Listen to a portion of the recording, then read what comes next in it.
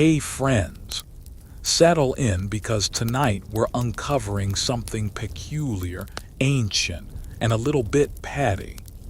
Moonlight spills across the olive branches, silvering their undersides and dappling the quiet ground where not even crickets dare interrupt the stillness. The air is heavy with sleep, but you're still awake barely, following a faint glow at the edge of the grove. That's where you see her. Not a girl, not a woman, but something in between, draped in armor made of intellect and moon-forged metal. Her eyes flash like owl feathers catching firelight, and in her hands, of all things, is a hollow bone. You'd expect a sword, maybe a scroll, something divine and dignified. But no, here in the soft rustle of nighttime leaves, Athena, goddess of wisdom and war strategy, is sitting on a smooth stone with her head tilted like she's listening to something only she can hear. Then comes the scraping sound, not of blade against shield, but blade against bone, as she shaves clean a vulture's leg bone with the precision of a surgeon and the curiosity of a child left unsupervised for 5 minutes in a forbidden workshop. This is the part where you realize, with a mix of fascination and mild dread, that you're watching the invention of the flute. And not the gleaming silver kind with fancy keys and a shoulder bag. No, this one is raw, primal. It smells like dried marrow and divine experimentation. She bores tiny holes into it with an obsidian edge, placing them with the same mathematical finesse she used to design battle formations and invent naval tactics. You start to wonder if she's about to summon a song or a war crime. Quick favor. Before you dive into full-on relaxation mode, consider liking and subscribing. It helps more than you know, and I genuinely appreciate it if you do. If not, no worries. I'm just glad you're here. Also, if you're still awake enough to type, drop your location and what time it is where you are.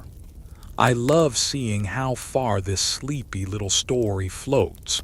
Wherever you are, I'm glad you're here. Let's take a moment to leave the noise of the day behind. Now, dim the lights, maybe turn on a fan for that soft background hum, and let's ease into tonight's journey together. She raises the flute to her lips and blows. The sound isn't beautiful, not yet. It's thin, reedy, more hiss than harmony, but it changes the air. You feel it ripple against your skin, tugging at the edges of your thoughts like a breeze made of memory. Athena frowns, adjusts her fingers, tries again.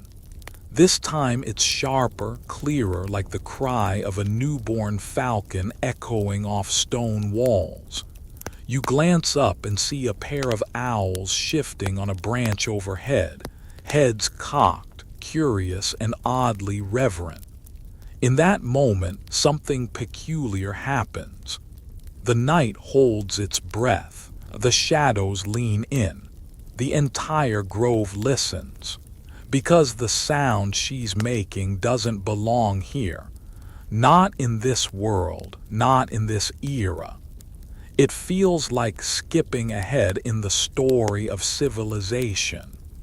Like she's breaking the rules of time just a little, just enough to make the trees remember things they shouldn't. Historians still argue whether this moment was metaphorical, some poetic fable about the birth of wind instruments, or whether Athena actually sat under a tree one night and blew into a vulture bone like a teenager trying out a kazoo in the woods. Either way, something shifted. And whether you believe in gods or not, you can't deny the music. The animals arrive slowly. First, a fox creeping through the underbrush, ears twitching at every note. Then a hedgehog, surprisingly brave, waddling toward the source of the sound like it's a lullaby only he can understand. Even the snakes hesitate before gliding closer, their tongues tasting something ancient and musical in the air. You swear you see a dryad peeking out from behind a laurel trunk, blinking like she's remembering her first dance. Athena doesn't smile. She rarely does. But there's a spark in her eyes that isn't tactical, it's delighted. She plays faster now, and the notes tumble over each other like playful arguments. The flute hums and whistles, wobbles and squeals. It's far from perfect, but it's alive. You wonder if she even knows she's smiling now, the corners of her mouth lifting just a hair like a secret she forgot to keep hidden. You inch closer and see her adjust the bone in her hands. She's carving again, adding a second tube, binding it to the first with a leather cord soaked in olive oil. A double flute. One for each nostril of the wind, maybe, or maybe just for harmony. You don't ask. You just watch, entranced, as she lifts the thing to her mouth again and breathes in like she's about to speak the first word of a new language. Then it happens. A real tune, slow, strange, bending and curling in the night air like smoke from a sacred fire. It's not joyful exactly, but it's mesmerizing. A minor scale with too much gravity.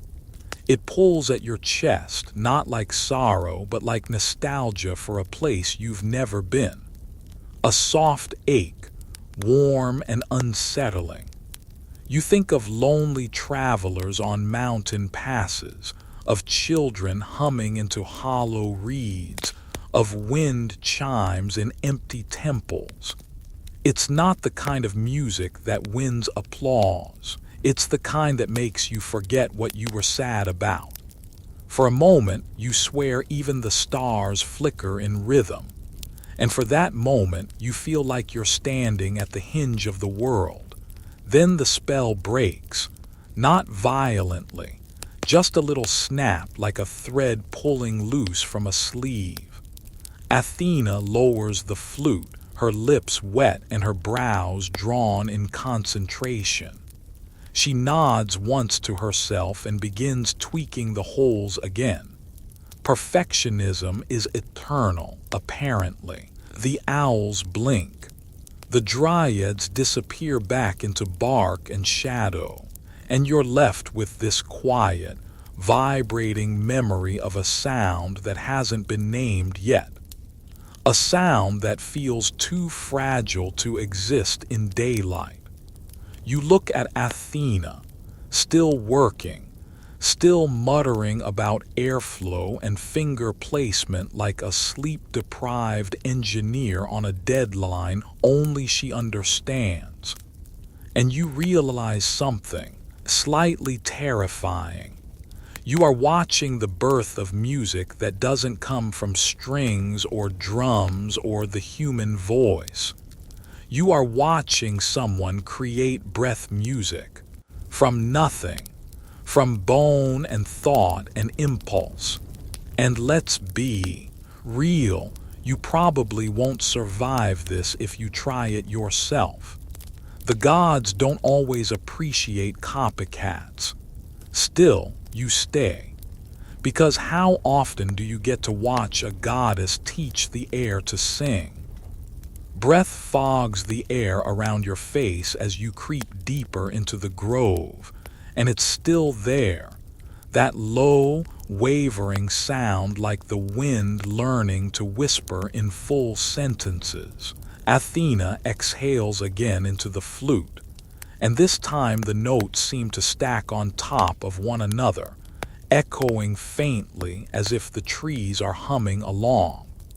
The air smells of olive leaves and warm resin, and there's something else, an electric tension, like you're standing too close to a lightning bolt that hasn't made up its mind yet. She plays not like a musician, but like a mathematician who's just discovered rhythm. Her fingers move with deliberate calculation. Tap here, adjust there, then pause to hear the result before moving again. She's not showing off. She's solving something. And you, entirely invisible to her as always, watch her eyes flicker with a kind of satisfied curiosity as the notes finally begin to blend together like threads pulled tight across a loom. The melody she coaxes from the double flute is haunting and a little weird. It skips around scales the way a clever child skips steps just to see what'll happen. The sound slinks into your ears and then refuses to leave. It's catchy, but not in a "you'll hum this later" way. It's catchy like a dream you'll keep falling into for the next 3 nights. It curls in your spine and makes you stand a little straighter. Then something wild happens. You feel the air change, not just figuratively, but like a shift in altitude. The grove sways. Your ears pop faintly. And suddenly, you're not alone. No animals this time. No dryads peeking from trees. No satyrs making snarky comments from behind a bush. No, this time it's something stranger. Other gods have noticed. At first, it's just the scent of ozone and ambrosia that tells you. Then you see the glow. Small orbs of golden light bobbing above the olive branches, flickering like will-o'-the-wisps with a superiority complex. The air thickens with the presence of things that usually don't visit the mortal layer. And sure enough, through a shimmering slit in the night, you see Hermes first. Because of course he'd be the first to show up to a sound no one's heard before. He slides through space like a rumor made of silk and winged sandals. His grin is wide and already mocking, but he says nothing, just listens. Behind him come a few others. Dionysus, stretching like he just woke up from a nap inside a bottle of fermented grapes. Artemis, silent as snowfall, her bow slung casually across her back as if she didn't just come from gutting a stag. Even Hephaestus limps in, arms crossed, brow furrowed, clearly analyzing the flute like it's a tool he didn't invent and therefore doesn't trust. Athena doesn't stop playing. She sees them, obviously. She even lifts her chin slightly in acknowledgement, but her focus remains fixed. If she's nervous, it doesn't show. She just keeps playing. The melody shifts again, less eerie, more structured. A kind of proto-hymn that still refuses to follow any known rhythm. The other gods glance at one another, as if trying to decide whether to be impressed or unimpressed in unison. Hermes finally speaks, and his voice is all mischief wrapped in velvet. "Nice noise, cousin, bit windy though." Athena pauses, looks at him, says nothing, then plays again, but louder this time, and with a sudden fierce grace that makes the grove shudder.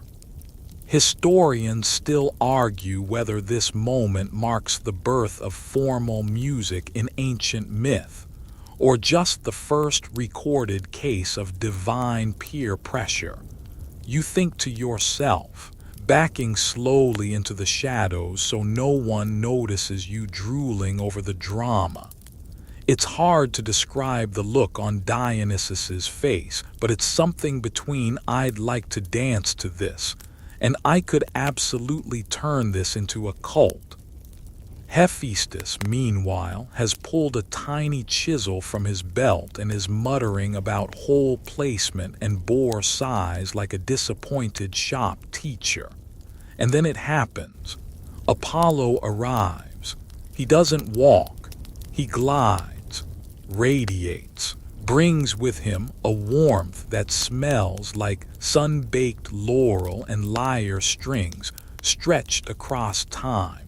His arrival makes everyone stand straighter, like they are pretending they weren't gossiping about him just before he showed up. Even Hermes shuts up for a full 3 seconds, which is honestly a record. Apollo listens, head tilted, lips pursed. Then, with the smug authority of someone who once taught clouds how to harmonize, he clears his throat and says, "Interesting, but limited." Athena stops playing. There's a long, thick silence where the only sound is the thump of your own heartbeat, followed by the very distinct snort of Artemis, who has perched herself like a particularly elegant cat on a low branch. "You think you could do better?" Athena asks, voice flat, tone unbothered, but her eyes have narrowed in that way that usually means someone is about to be turned into a tree, or a cautionary tale. Apollo doesn't answer directly.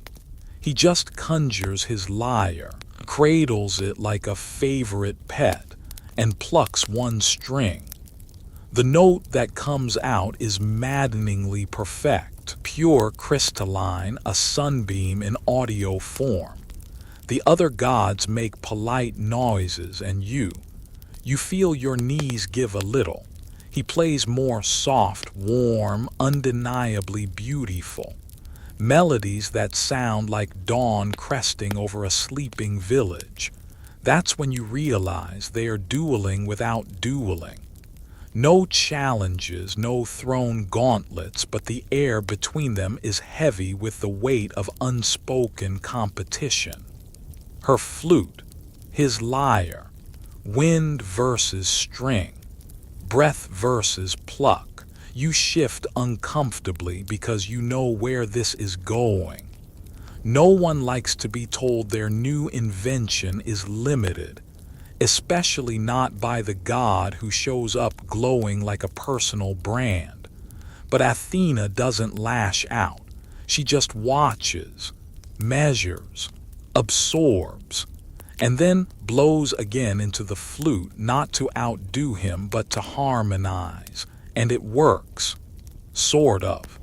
For a brief moment their instruments blend, the flute weaving through the lyre's chords like ivy curling around a sunlit column.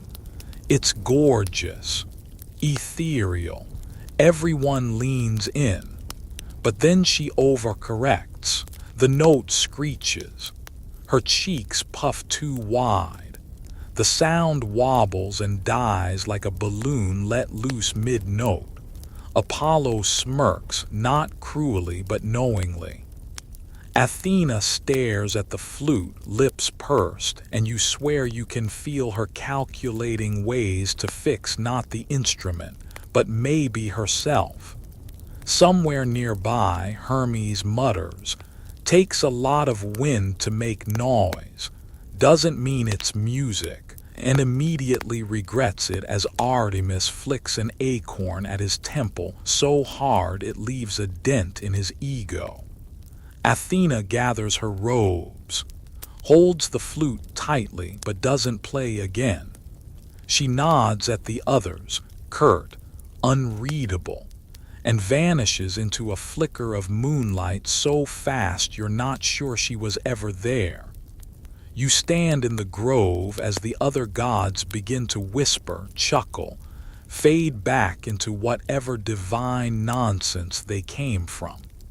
Only Apollo stays a little longer, staring at the spot where she sat, fingers idly strumming a lullaby too soft to hold onto. Then even he is gone. You're alone again, the grove silent but for the rustling of leaves trying to pretend they didn't witness all that drama. But you did. And you can't stop thinking about the look on Athena's face when the music slipped away from her. That brief flash, not of failure, but of something more dangerous. Doubt. You walk back through the grove the next night, unsure if she'll be there again, unsure if you want her to be. The air feels different, heavier, quieter, like the trees are holding their breath. There's no flute music, no shimmer of gods arriving uninvited. Just you, your feet crunching the fallen olive leaves beneath you, and a silence that feels like it's waiting for a second act. But then you hear her voice. Not music this time. Just a steady, low muttering, like she's talking herself through a complicated equation or conducting an autopsy on her own pride. You peek through the branches and see her, Athena, goddess of wisdom and war, seated on a smooth stone with her flute across her knees like a broken promise. She's not wearing her helmet tonight. No spear, no shield. Just a long, simple robe that flutters slightly in the wind like she might lift off at any moment if she lets herself. Her hair is tied back in a loose braid that swings each time she tilts her head in concentration. She looks less like a goddess and more like a brilliant student up far too late trying to fix a project that should have worked. Breath control, she murmurs. Angle of the mouthpiece, condensation in the bore. She tests a note again and it comes out shrill like a hawk dive-bombing a mouse. She winces, tries again. You realize she's not rebuilding the flute. She's rebuilding herself through it. The moment with Apollo clearly cracked something, not shattered. Athena doesn't shatter, but it definitely left a fissure in the marble. Historians still argue whether the gods truly experienced embarrassment. You recall from some scroll you read once, or if what we call embarrassment was just their version of self-recalibration. Whatever it is, you're seeing it firsthand. Athena isn't humiliated, she's haunted. Haunted by the sound of a note gone sour, haunted by the implication that she might not have mastered something on the first try. She adjusts the flute, tilts her head, tries again. This time it's smoother, a little more controlled, but still lacking something. A warmth, a resonance. She scowls, not at the flute, but at herself. You inch closer, drawn by the electric charge of genius in repair mode. You remember hearing that Athena once taught Odysseus how to lie convincingly, not because she liked deception, but because truth alone doesn't always win wars. That same tactical wisdom now turns inward. She's testing possibilities, dismissing failure like chess moves that didn't work, rerouting strategy in real time. Suddenly she stops, eyes narrowing at the horizon like she's spotted something. Not danger, but an idea. She stands, tucks the flute under her arm and disappears, not in a god flash of sparkles this time, but walking. Briskly, with purpose, like a mortal who knows exactly where she needs to go and how many bridges she's willing to burn to get there. You follow, obviously, Because you're not about to miss the moment, Athena either reinvents music or throws a wind instrument into a volcano. She walks to a small spring near the edge of the grove. The water is clear and unnervingly still, reflecting the stars like a pond-shaped portal to Olympus. She kneels beside it, lifts the flute to her mouth, and plays again. This time, you notice what's changed. She's not fighting it, not controlling every tone like a commander barking orders. She's letting it breathe. The sound floats more gently now, less exact, more alive. Still strange, still unlike anything the other gods would recognize as classical music, but it pulses with something human. Something flawed and beautiful. That's when you see it. Her cheeks puff out, her lips stretch slightly, and then without warning her reflection ripples, distorts. You gasp because suddenly her reflection is not her own. The mirrored Athena has puffed out cheeks and bulging eyes. Her face looks silly, distorted by the strain of blowing into the flute, and she sees it too. She jerks back, stares into the water like it's betrayed her, then stares at the flute. And then, for the first time you've ever seen, Athena blushes. The goddess of wisdom, the strategist who outwits titans, who inspired an entire city, who invented the bridle and the plow, and let's not forget Warcraft itself, looks absolutely mortified.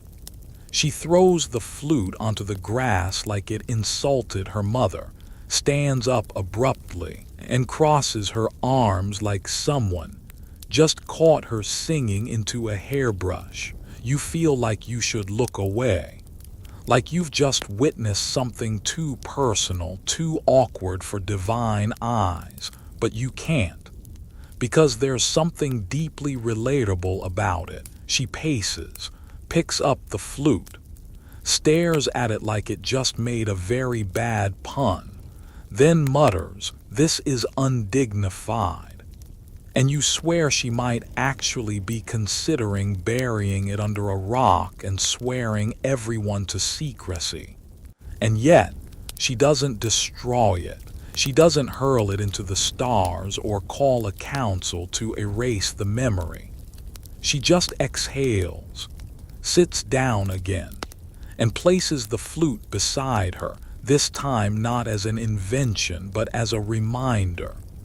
You think of that moment later described in dusty papyrus scrolls, some of them found halfway across the ancient world in Egypt, others buried in Roman ruins, each offering a slightly different take. Some say she destroyed the flute out of pride. Others claim she gave it away to mortals, realizing it belonged to them more than to her. But none agree on what happened next, and historians still argue whether this moment, the mirror moment, was one of rage or revelation. You, however, know the truth. It wasn't rage, and it wasn't revelation either. It was something in between, something quieter and heavier. A deep, reluctant understanding that not every invention belongs to its inventor. Athena leans back on her hands, eyes fixed on the stars like they owe her an apology. Her face is still pink. The mighty goddess reduced for now to a young inventor who made something incredible but can't stand how it makes her look when she uses it. And suddenly, you understand her in a way you never have before. She doesn't hate the flute. She hates how it exposes her. That sound, haunting and otherworldly, requires vulnerability, requires her to contort her face, puff her cheeks, let go of rigid control. It demands that she be seen not as perfect, but as real. And gods, as you've probably guessed by now, are not big fans of real. The night cools.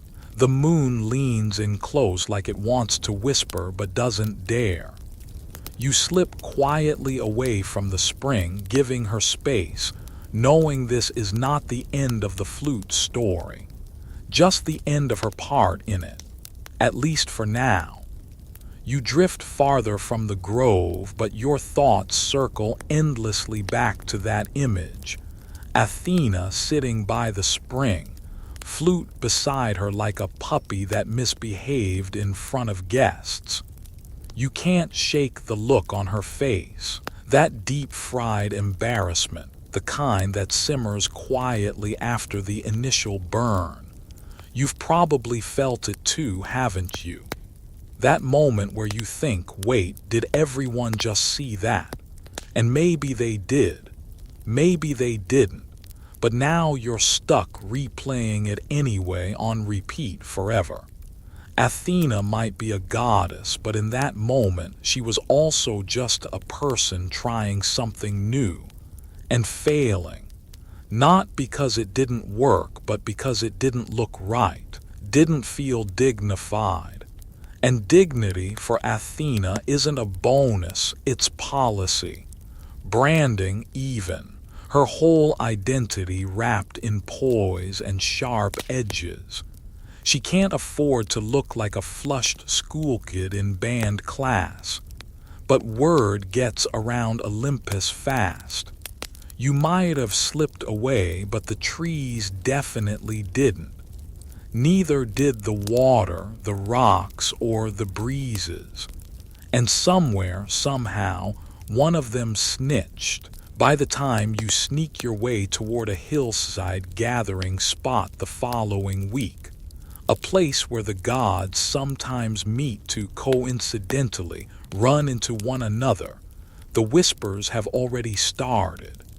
Apollo's there, obviously, tuning his lyre like it's a performance for one. Artemis leans against a cedar, rolling her eyes every time her twin plucks a dramatic chord. Hermes lounges upside down on a tree limb, lazily inventing slang.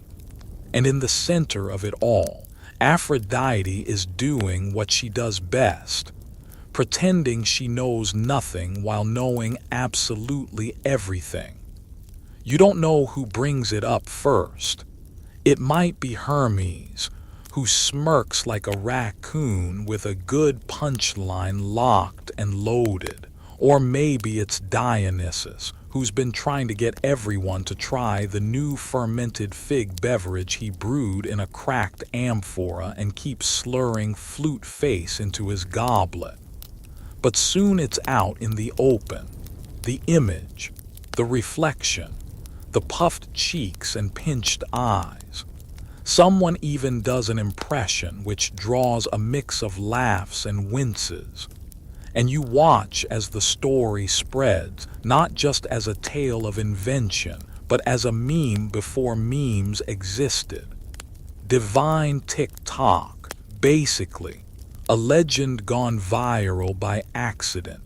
And Athena, she's not there, not yet. But the air shifts like it always does before a thunderstorm or a mother walking into a room full of broken vases. And just like that she appears, not with drama, not with lightning or a 5-part harmony of thunder and owls, just with silence and stillness. A full stop in goddess form. She's wearing the helmet again, spear in hand, and her face is unreadable. No puffed cheeks, no flushed skin, just calm, sharp precision like she's dissecting everyone in the room with a scalpel made of pure judgment. The laughter dies. You could hear a grape drop.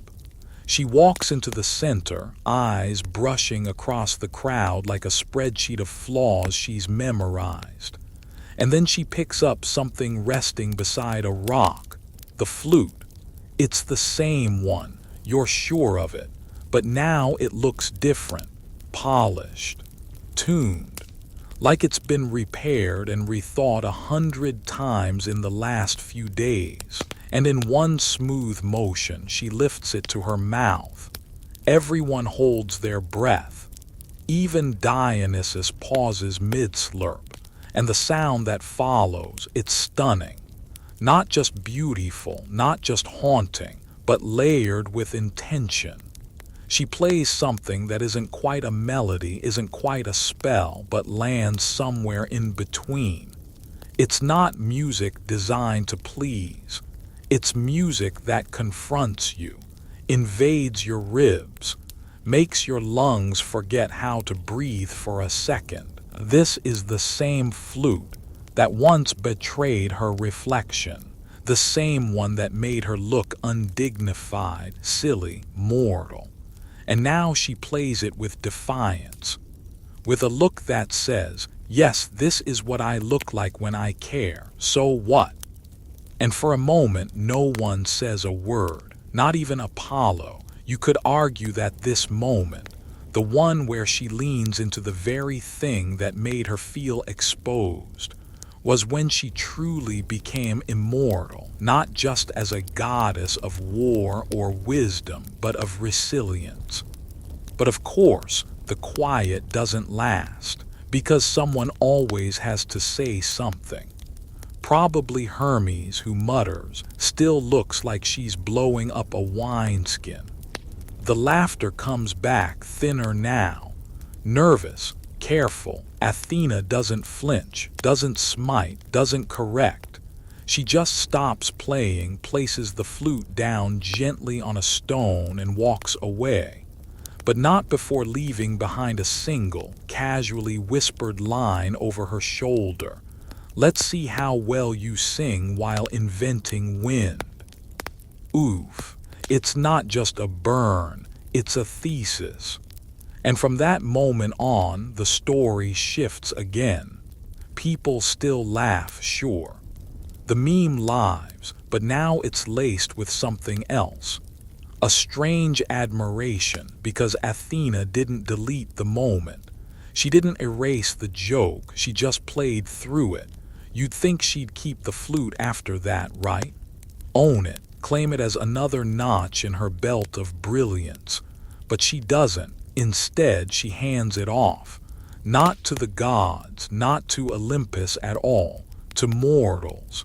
There's this odd little guy named Marsyas, a satyr, which is basically a mythological version of that friend who's way too into folk music and never wears shoes. Marsyas finds the flute abandoned in a forest clearing, half buried in moss like a treasure that fell out of a goddess's pocket. And here's where things get weird. Because Marsyas doesn't just find the flute, he figures out how to play it. Not like Athena, elegant and angry, but loose, wild, chaotic, the kind of music that makes your feet move before your brain gives permission.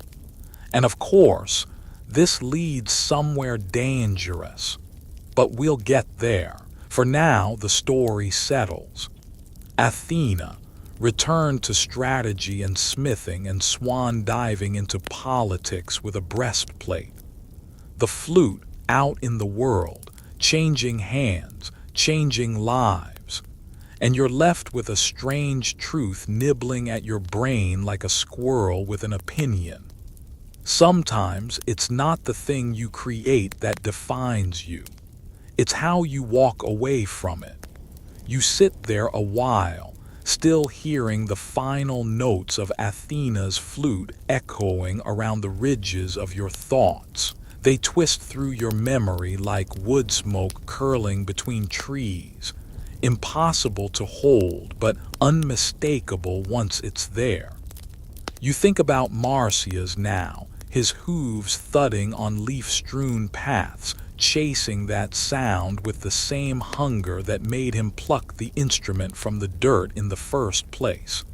That poor guy had no idea what kind of divine breadcrumb trail he was following. Marsyas doesn't think twice. That's his whole vibe, really. Impulse over planning, music over manners. The flute, once a polished breath of war and wisdom, becomes something else in his hands. Loose, liquid, a little bit tipsy. It's no longer about precision or pride. It's joyfully chaotic, like a barn dance inside a thunderstorm. You can almost hear him now, hopping along a riverside, improvising tunes that make frogs pause mid-ribbit just to listen. But here's where things start to wobble, because when someone finds a god's discarded thing and makes it their whole personality, it usually ends in fire, or feathers, or in this case flayed skin. But let's not skip ahead too fast. See, Marsyas becomes popular. Not Olympus popular, but festival popular. Think music festival tent meets wine-soaked forest. He starts attracting crowds, nymph, shepherds, party gods on their days off. They dance, they clap, they laugh until they hiccup. The music hits something primal. And you get the sneaking feeling that the flute was always meant for this. Not for the stillness of strategy, but for bodies in motion.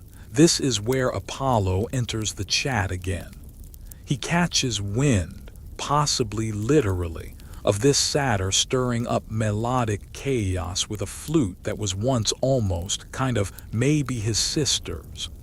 And Apollo, god of music, poetry, and competitive overachievement, does not vibe with being upstaged by a half-goat with boundary issues. Now Apollo's a lot of things. He's the golden boy, the solar prince, the walking embodiment of I never skip leg day or harp practice. But he's also incredibly petty when he feels his artistic monopoly is under threat. Historians still argue whether his issue was with the instrument itself or with the sheer nerve of a woodland creature playing it better than him. Either way, Apollo decides there's only one way to settle it: a musical contest, a divine duel, a talent show with eternal consequences. Here's how it goes down. Marsyas agrees, which is, in hindsight, a massive mistake. But he's riding high on attention and possibly too much fermented elderberry juice. So he thinks, sure, what's the worst that could happen? And the challenge is set. It's meant to be judged by the muses, because of course it is. Who else would you trust to critique art but a bunch of eternally glamorous women who live on a mountain and spend their time whispering ideas into the ears of unsuspecting mortals? They gather like silent snowfall, each one more elegantly unreadable than the last. They nod, they observe, and they wait. Marsyas goes first, and he plays like the forest is alive inside him. His fingers fly. The music spills from the flute in swells and spirals, carrying laughter and longing in equal measure. People dance. Animals sway. Even the river leans in closer, tempted to abandon its banks just to follow the song. And then Apollo steps up. He doesn't just play, he performs. His lyre glows like it's been plugged into the sun itself. His voice, yes, he sings too, threads through the melody like silk spun from constellations. It's divine perfection, a masterclass, and honestly, it's a little exhausting. But here's where Apollo pulls a move that's either clever or just plain cruel, depending on how charitable you're feeling. He plays his lyre upside down. Yeah, flips it, spins it, keeps the tune flawless. Then he looks at Marsyas and says, "Your turn." Marsyas stares, because that's not a flute thing. Flutes are breath. Flutes need lips and lungs. You can't reverse flute unless you want a tracheotomy. The muses pause. Their eyes flicker between the satyr and the golden boy. And slowly, like leaves dropping from a reluctant tree, they nod. Apollo wins. Marsyas loses. Now if the story ended here, maybe it'd be a simple fable about knowing your limits. But no, this is Greek mythology, so of course it goes full nightmare fuel. Apollo doesn't just accept victory. He punishes Marsyas for his hubris, for his audacity, for making the gods laugh and dance when they weren't supposed to. And so, in one of the darker turns in an already bonkers tale, he has Marsyas flayed alive and hangs his skin on a tree. Yeah, that escalated quickly. And yet here's the twist. The forest mourns. The river where Marsyas played swells with tears.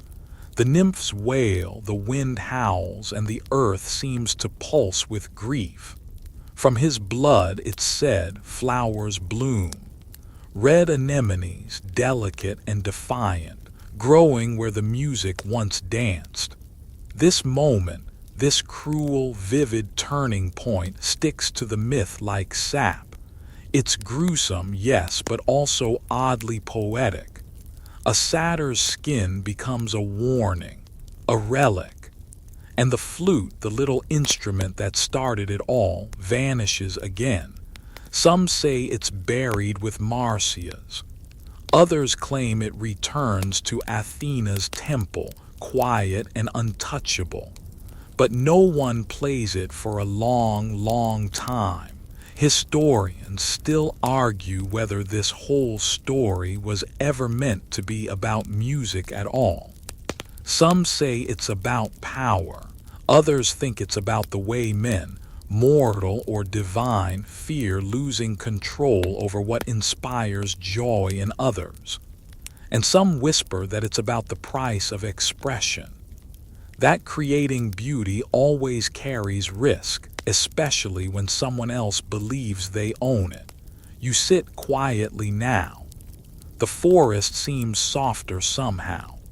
The breeze gentler. You picture Marsyas, carefree, full of rhythm, unpolished and unbothered, playing music that made gods uncomfortable because it was never meant to impress them. And you wonder what Athena felt when she heard what happened.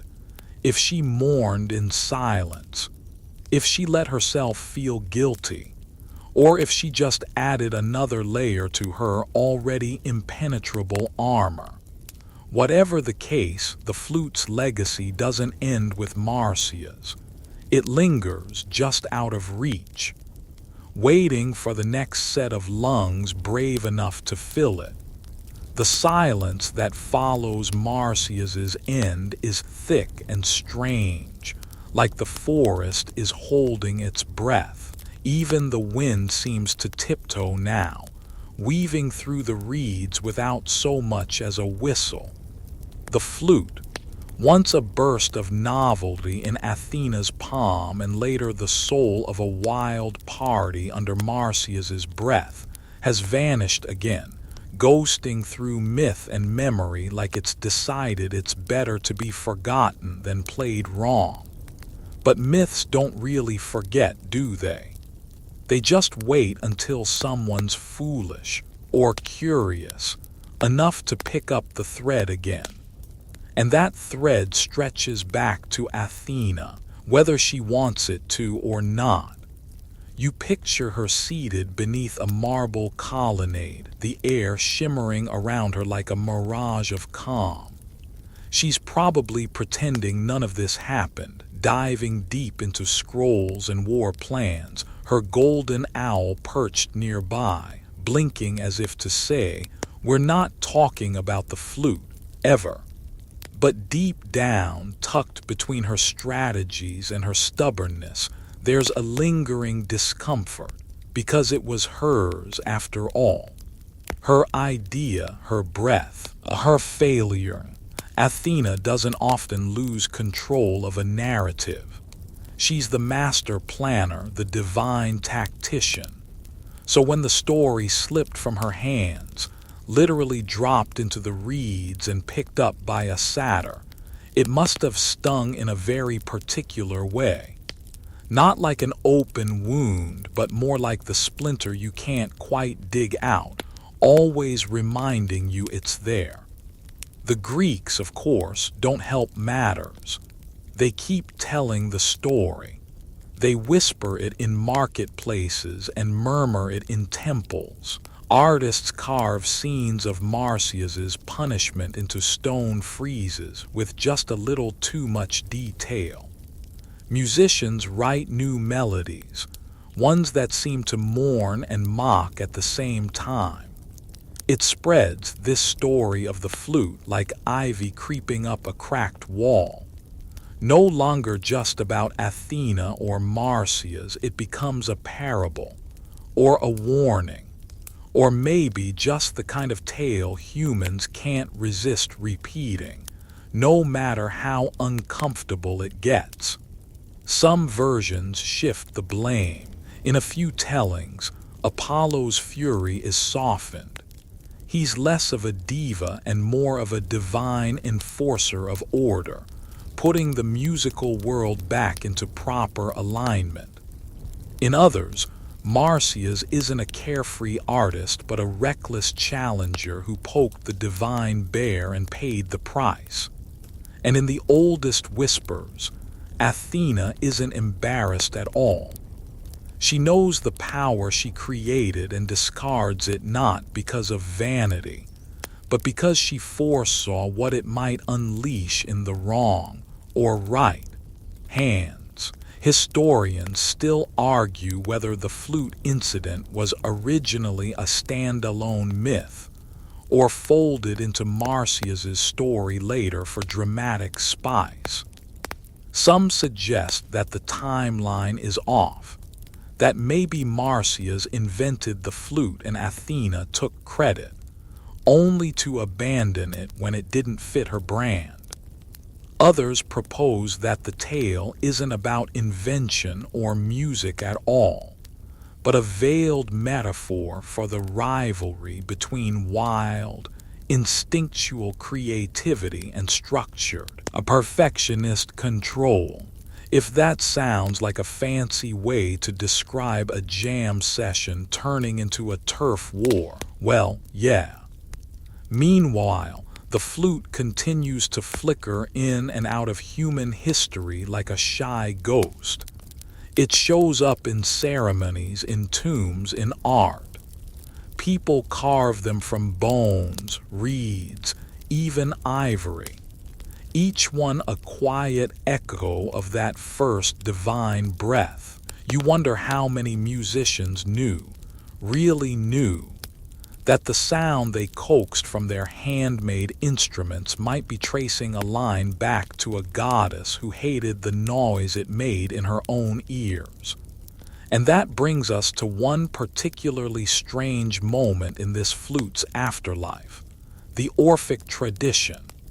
The followers of Orpheus, the guy who tried to sing his dead wife out of the underworld and almost succeeded, were obsessed with music as a pathway to divine truth. To them, instruments weren't just tools, they were keys, portals, sacred doorways carved into wood and breath. The flute in this tradition isn't just a cast-off god toy, it's a weapon of transcendence, a bridge between soul and cosmos, and possibly a security risk, depending on how well you played. Some early philosophers, especially the more dramatic ones looking at you, Pythagoras, believed music could reshape the soul itself. They studied harmonics and mathematical ratios as if deciphering a secret language from the gods.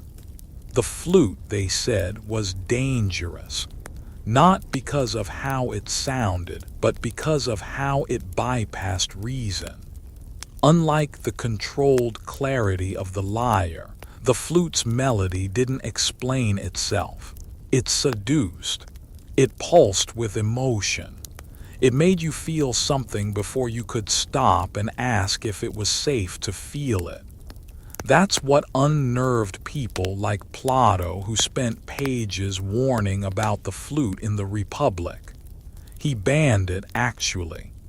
Said it stirred too much emotion, led to chaos, weakened the will. Better to stick with the lyre and keep everything symmetrical and polite. The flute was for Dionysians, for revelry and madness and that dangerous edge where inspiration tips into delirium.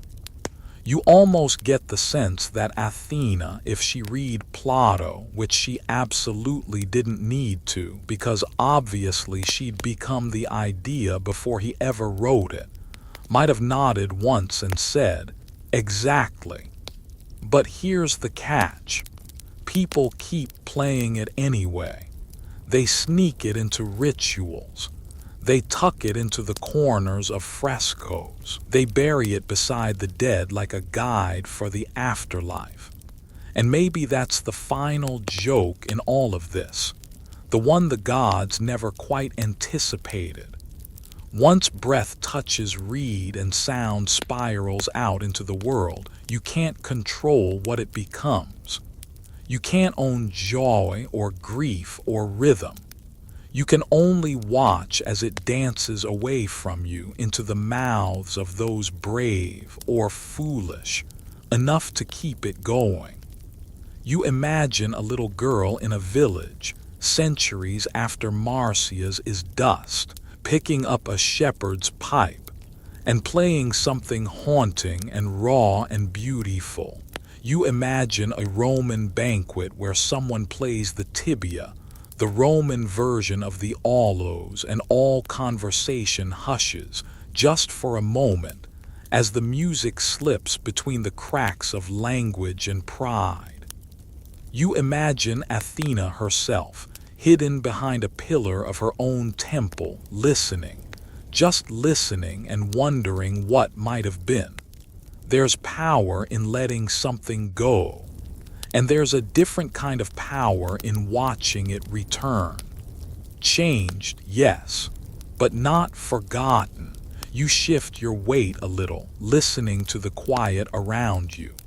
The kind of quiet that comes after something enormous. The kind of quiet where stories either end or gather themselves for something new. The forest of Phrygia is still dense in your mind, isn't it? The reeds still sway even if you've left that place behind. But now you find yourself elsewhere entirely, somewhere colder, stonier, and humming with a different kind of silence. Delphi, the navel of the world. The place where mortals came begging for answers from a god who never gave a straight one. The flute doesn't belong here, not really. This is Apollo's domain. Strings, structure, sunbeams sliced clean through logic and law. And yet that echo of breath on reed somehow slips through the cracks of the sacred marble. Because even in a place of polished prophecy, the messier stories still sneak in. You stand near the temple of Apollo, inhaling pine and old incense. The stones beneath your feet remember sandals, bare toes, running blood, whispered questions. And high above, somewhere near the broken peak, sits the oracle's chamber, where Pythia once inhaled vapors and mumbled riddles that kings would build empires around. Here, everything's a performance of mystery. And yet, Historians still argue whether the Delphic oracle ever addressed the story of Marsyas and Athena. Some say yes, that there were cryptic verses about breath and battle and skin that sang too loud. Others say no, that the priesthood scrubbed all traces of the flute myth clean, embarrassed by how un-Apollonian it all was. But silence isn't absence. Sometimes it's just censorship with a better cloak. Still, the tension between Apollo and Marsyas lingers like perfume soaked into old fabric. Artists couldn't resist the contrast. You had Apollo glowing and perfect, fingers dancing on lyre strings with smug, sunlit certainty. And then Marsyas, hair wild, posture slouched, playing from the gut, not the page. It's no wonder Renaissance painters loved this scene. It was the ultimate allegory for control versus chaos, divine order versus raw impulse. And they always made Apollo look kind of awful if you look closely. Sure, he's beautiful, but his expression often wobbles somewhere between bored cruelty and divine pettiness. You can almost hear the artists whispering, "See what happens when beauty gets too much power." Some versions show Marsyas still alive, strung up and flayed like meat, eyes open in stunned confusion. Others are more merciful, turning him into a stream, his tears feeding the water forever. But in all of them, one element often hides in plain sight: the flute itself. Sometimes it lies discarded on the ground. Sometimes it's snapped in two. Sometimes it hovers in the air, untouched, like it's still deciding whose hands it might trust next. And that brings you to the real mystery. Not Marsyas, not Apollo, but the object itself, the aulos. A simple pair of pipes joined at the lips, often mistaken for a double flute. But it's not a flute in the modern sense. It's a reed instrument closer to an oboe or clarinet, capable of producing a sound that could be piercing, eerie, almost animal in its rawness. It's an awkward thing to play, requiring cheek-puffing tension and circular breathing. It makes the face swell, the eyes bulge slightly, the mouth tighten like it's trying not to scream. And that, perhaps, is what Athena saw in the reflection that day. Not vanity, but a glimpse of wildness too primal for her Olympian calm. You think about modern musicians who try to recreate the aulos. There's a haunting video of one such performance. You can find it if you ever fall down a rabbit hole of ancient instruments on the internet at 2 a.m., where the player sways like they are possessed, the sound spiraling like smoke. You can't help but wonder if Athena would hate it, or if she'd secretly tap her foot. Maybe both.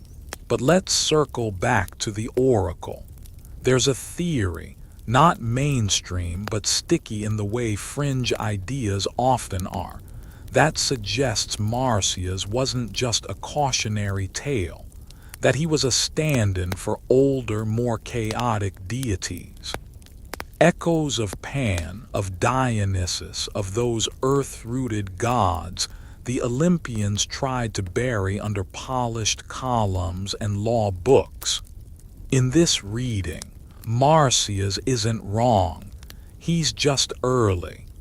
He's a prophet of a future the Olympians weren't ready for.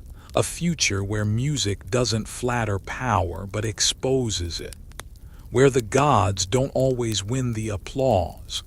And if that's true, then the flute isn't just an instrument.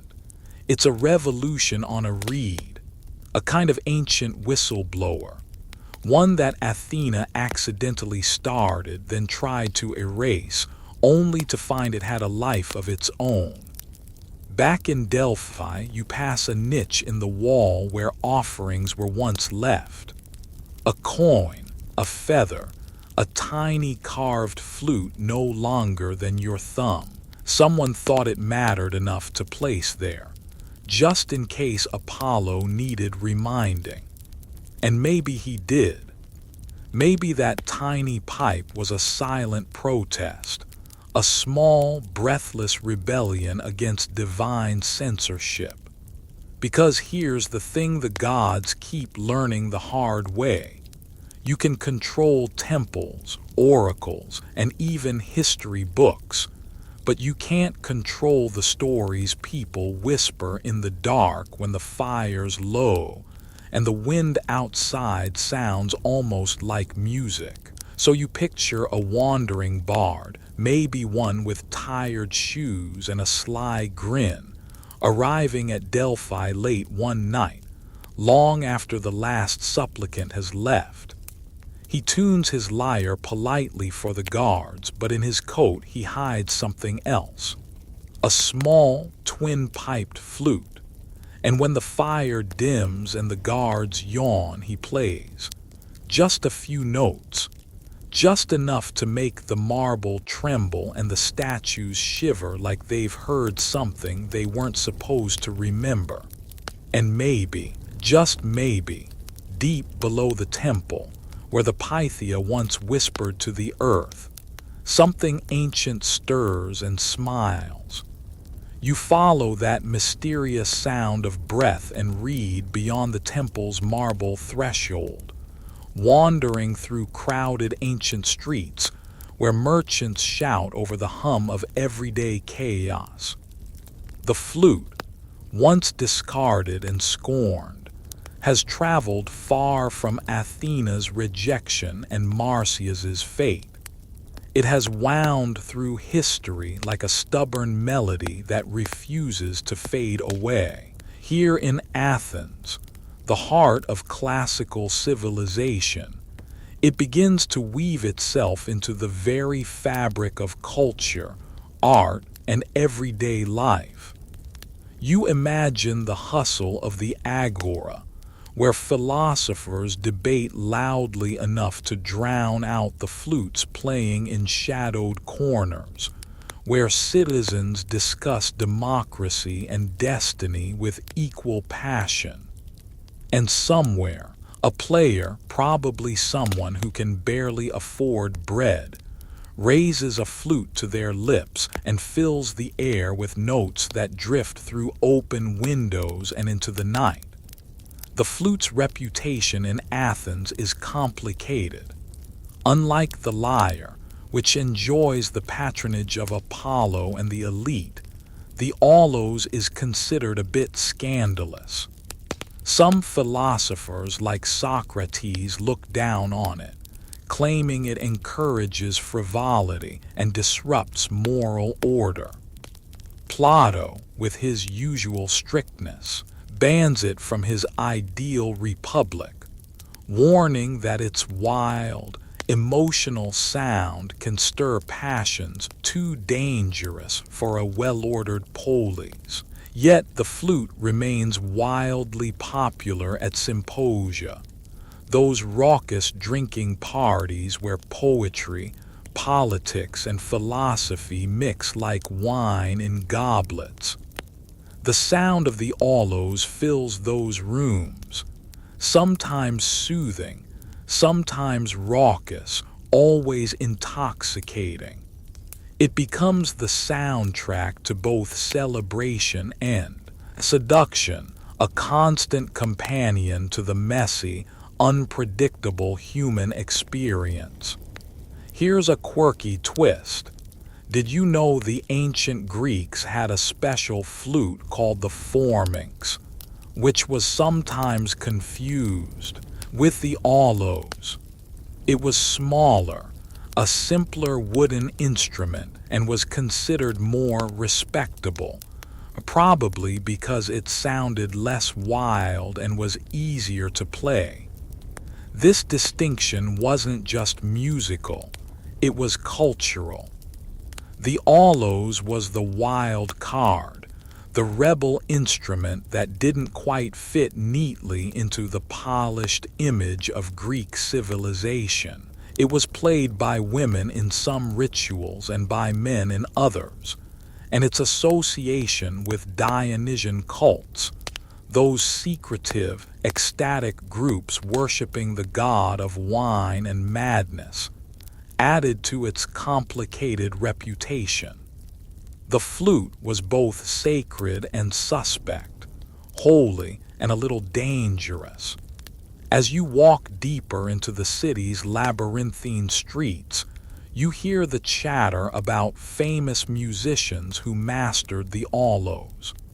One legendary player is Pronomos, whose skill supposedly brought even the gods to tears. But historians still argue whether Pronomos really existed, or was a myth created to explain the flute's enduring appeal. Some claim he was a humble performer, while others say he was a divine prototype, sent by the gods to teach mortals the art of wild, untamed music. Whatever the truth, Pronomos' name lingers in the dust of history, a symbol of the flute's power to move hearts and challenge authority. The aulos also appears on countless vases, frescoes, and sculptures throughout Athens. You spot scenes of musicians playing at weddings, funerals, and religious festivals. Its sound is woven into the ceremonies marking life's most pivotal moments.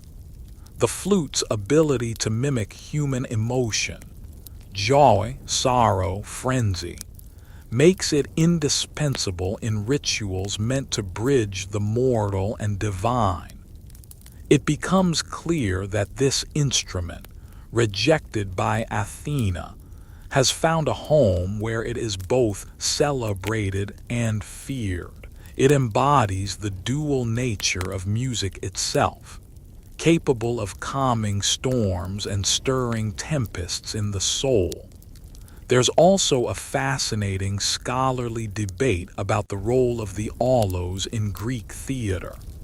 Some experts argue that its haunting tones underscored tragic performances, amplifying the emotional intensity of stories about gods and mortals caught in webs of fate. Others believe it was too distracting, and that only the chorus sang unaccompanied. Either way, the flute's presence in theatrical contexts points to its versatility and cultural significance beyond mere entertainment. But let's pause on a more unusual detail. Some ancient medical texts mention that playing the aulos could cause physical changes, especially in the face. Because of the intense cheek and breath control required, players sometimes developed puffed cheeks and strained facial muscles. The philosopher Aristotle even noted that professional aulos players looked a bit odd, their faces distorted by constant practice. It's a reminder that music, especially this kind of music, demands not just skill but a kind of bodily dedication that borders on endurance sport. Athena might have sensed that too when she dropped her flute, unwilling to bear the strain herself. You imagine a scene then, a young woman learning to play the aulos, cheeks puffed and eyes determined, sitting by the light of an oil lamp while her family sleeps. She's both proud and tired, knowing that the instrument she's coaxing breath into carries stories of gods and mortals, victories and humiliations. Every note she plays is a whisper from the past, a delicate thread connecting her to Athena's embarrassment, Marsyas's downfall, and the endless human quest to create something beautiful, even if it's imperfect. The flute, once discarded, has become a symbol of resilience. It is the music that refuses to be silenced, even when the gods themselves wish it were. And as you step back into the Athenian night, the distant sound of an aloes drifts toward you, reminding you that sometimes the most powerful stories are the ones that survive by accident, by stubborn breath, by sheer will to be heard. The music trails behind you like a whispered secret as you leave the bright city lights of Athens and journey into quieter, dustier lands where the flute story takes on new colors and shapes.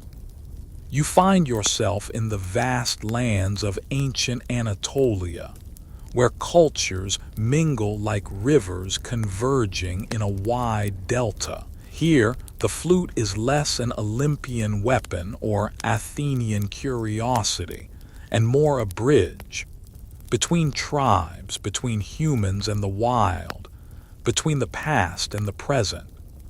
It is said that in these regions, shepherds used simple reed pipes to call their flocks across the hills, the sound carrying over rocky valleys in a way that was both practical and strangely beautiful. You can almost feel the sun warming your back and hear distant bleats answered by plaintive flutes, music that blends with the wind and the bleeding into an ancient harmony. Historians still argue whether these pastoral flute traditions influenced the classical Greek aulos or if the flow went the other way. But it's clear the flute has roots deep in everyday life, far from temples and courts. It was a tool of survival and storytelling, an extension of the human voice shaped by nature's rhythms. And here in Anatolia, that connection to nature is stronger than anywhere else. Flutes were made from hollow reeds, bones, even bird feathers. Their construction was simple but precise, a delicate balance between craftsmanship and natural chance. Each instrument was unique, carrying the personality of the player and the landscape it came from. There's a curious and less widely known detail about these early flutes that adds a layer of mystery to the story. Some archaeological finds include flutes with holes arranged in patterns that don't fit any known musical scale. This has sparked debates among scholars about whether these instruments were designed for music as we understand it, or for some kind of ritual communication with spirits or gods. Could the flute have been a kind of ancient code, a sonic language lost to time? If so, Athena's embarrassment might have been less about the music itself and more about the powers it represented, powers that even the gods found unpredictable and a little frightening.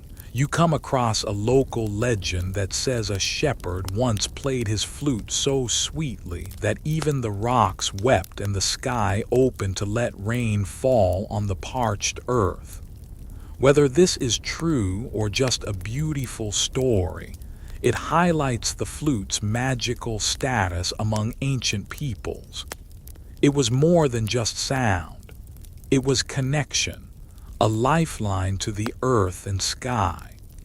The flute's voice could soothe wild animals, summon friends, or scare away enemies. It was, in a sense, a survival tool cloaked in melody. This idea plays interestingly against Athena's persona as a goddess of wisdom and war. She is all about strategy, logic, and control. The flute, on the other hand, with its breathy, unpredictable sounds, represents something untamed and instinctual.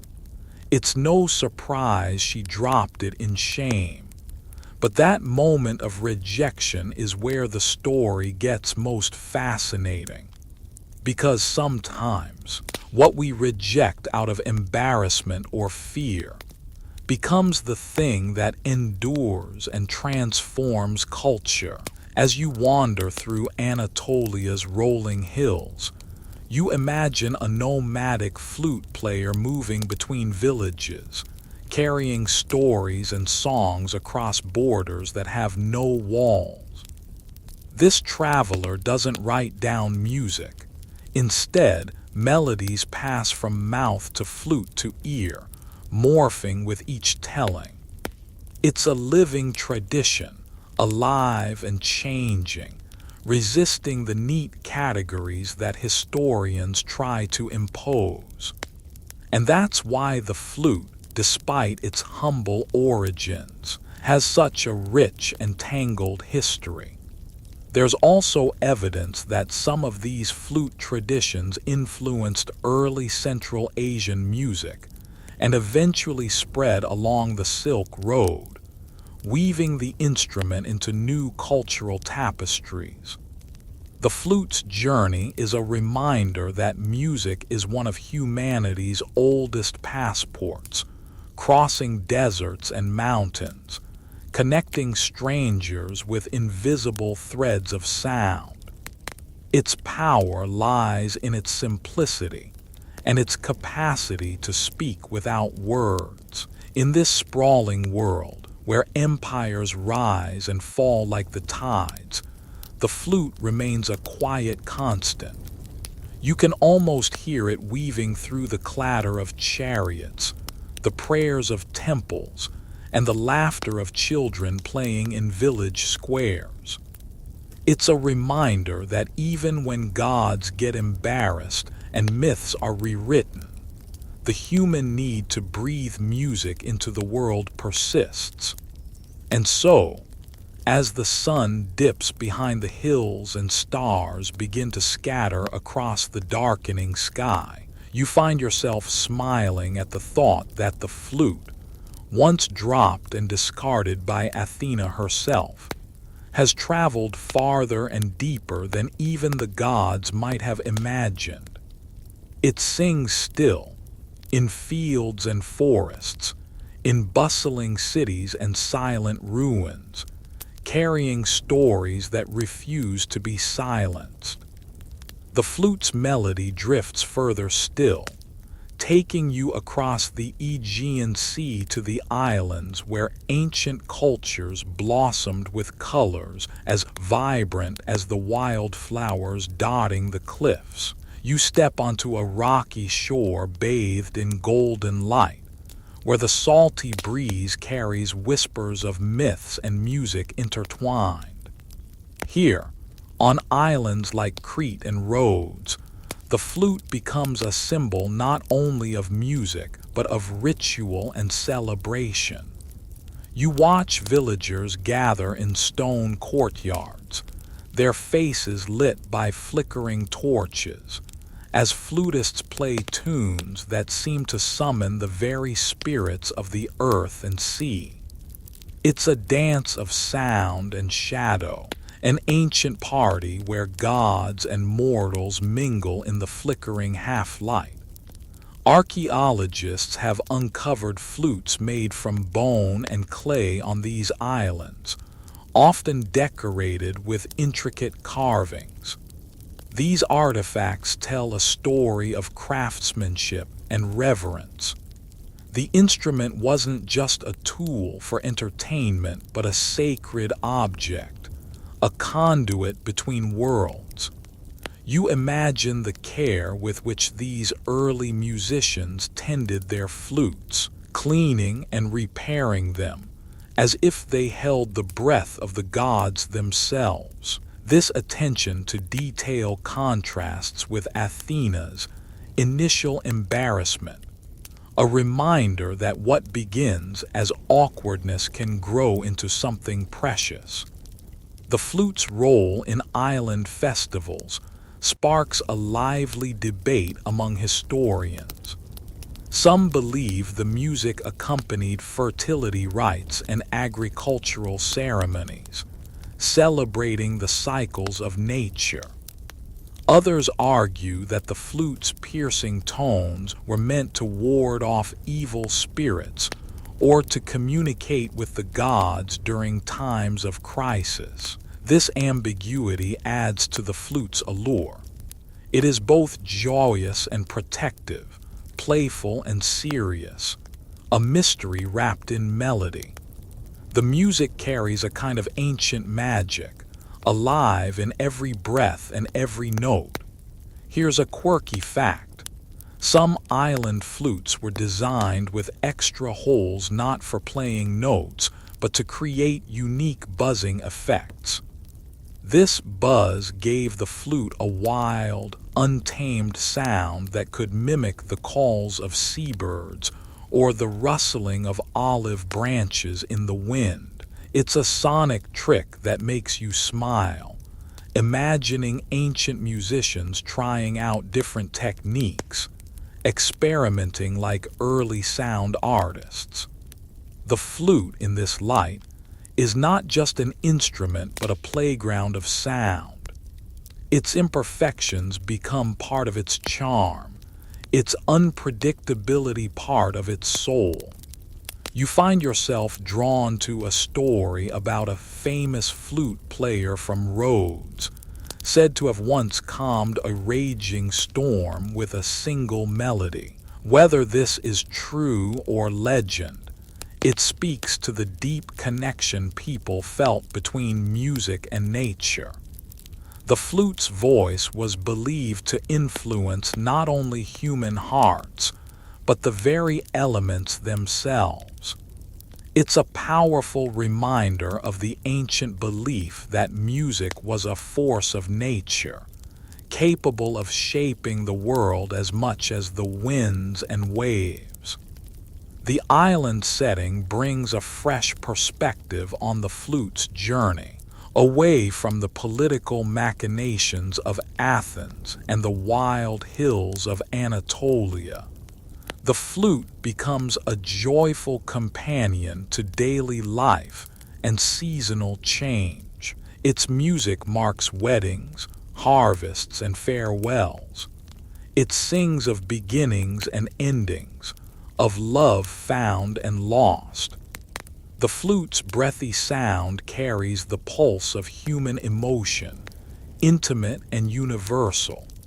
You also encounter a less-known scholarly discussion about the relationship between island flute music and the rise of early theater and dance.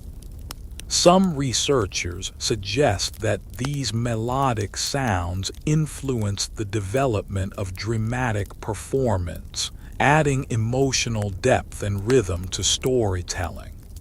Others think the connection is tenuous, arguing that early theater relied more on spoken word and chorus than on instrumental music.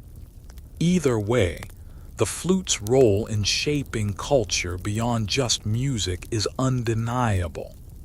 As night deepens and the sea reflects the stars, you feel a quiet awe at how the flute, despite its awkward beginnings and the gods' initial disdain, has become a thread weaving together disparate worlds. It is a voice for the wild and the sacred, the mundane and the magical.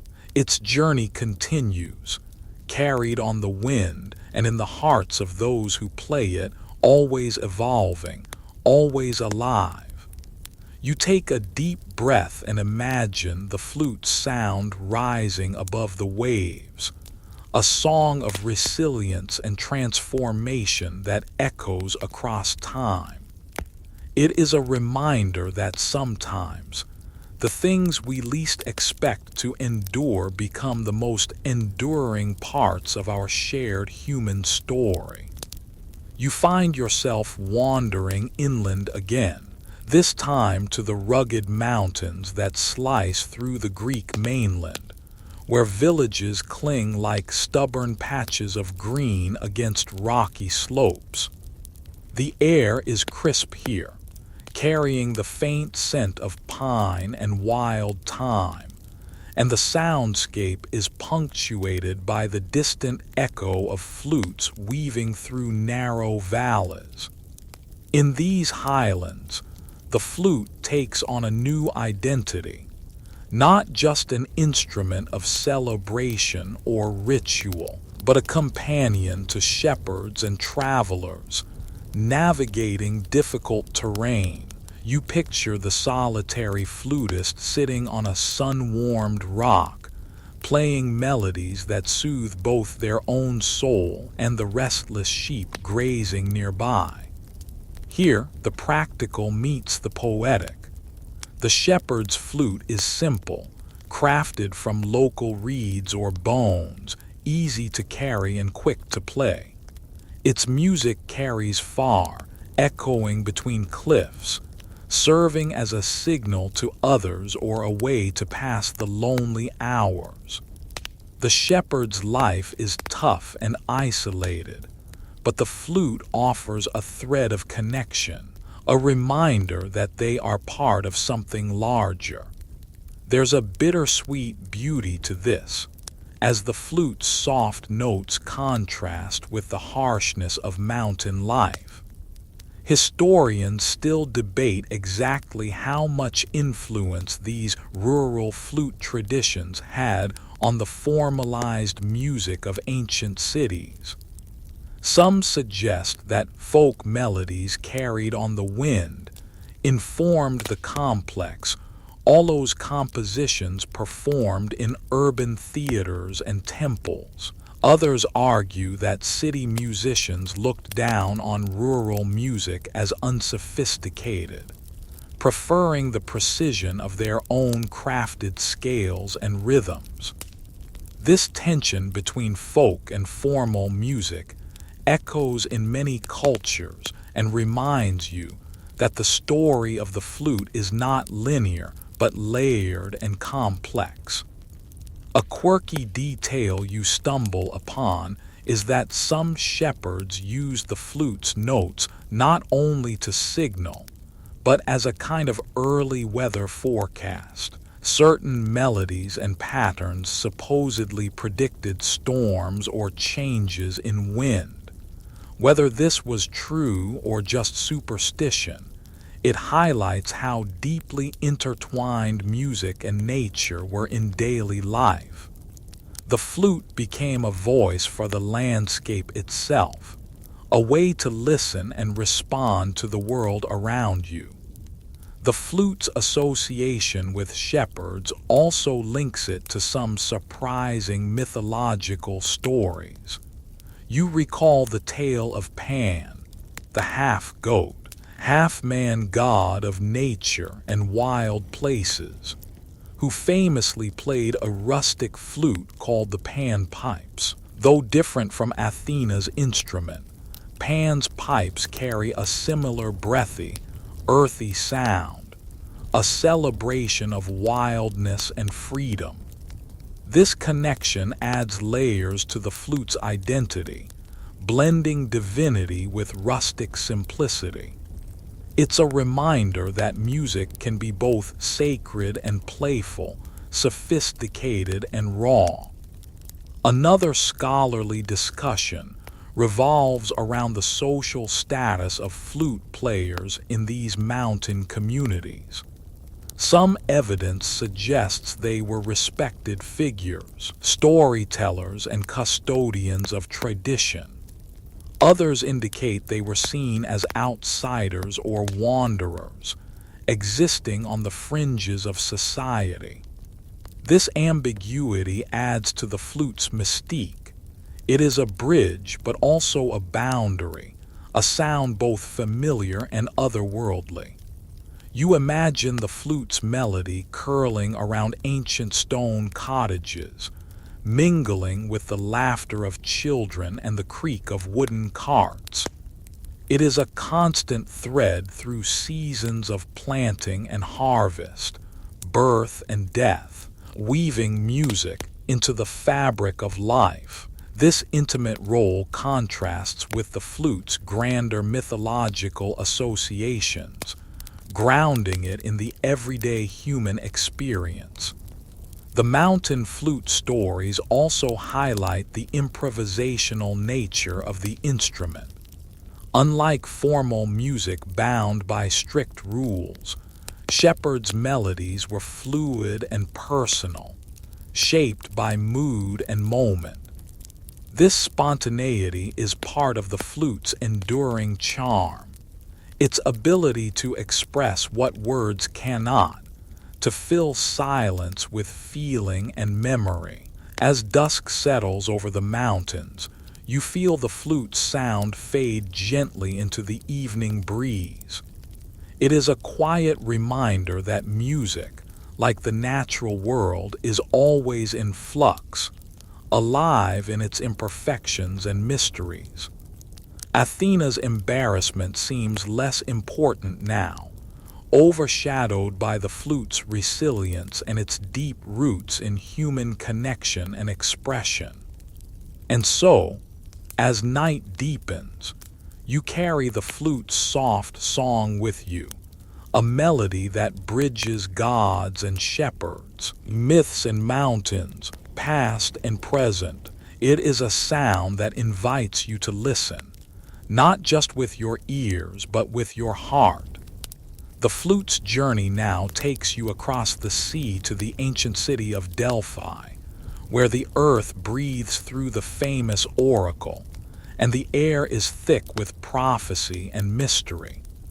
Here, the flute's sound is said to mingle with the whispers of the gods, weaving through the sacred groves and the labyrinthine corridors of the temple. You walk among the ruins, imagining pilgrims arriving to seek wisdom, their footsteps muffled by the soft hum of flute melodies drifting through the pine trees.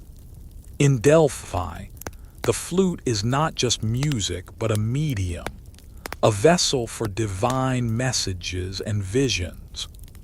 Archaeological digs around Delphi have uncovered flutes and pipes alongside votive offerings, hinting at their role in religious rituals. These finds suggest that the flute accompanied ceremonies aimed at connecting mortals with the divine.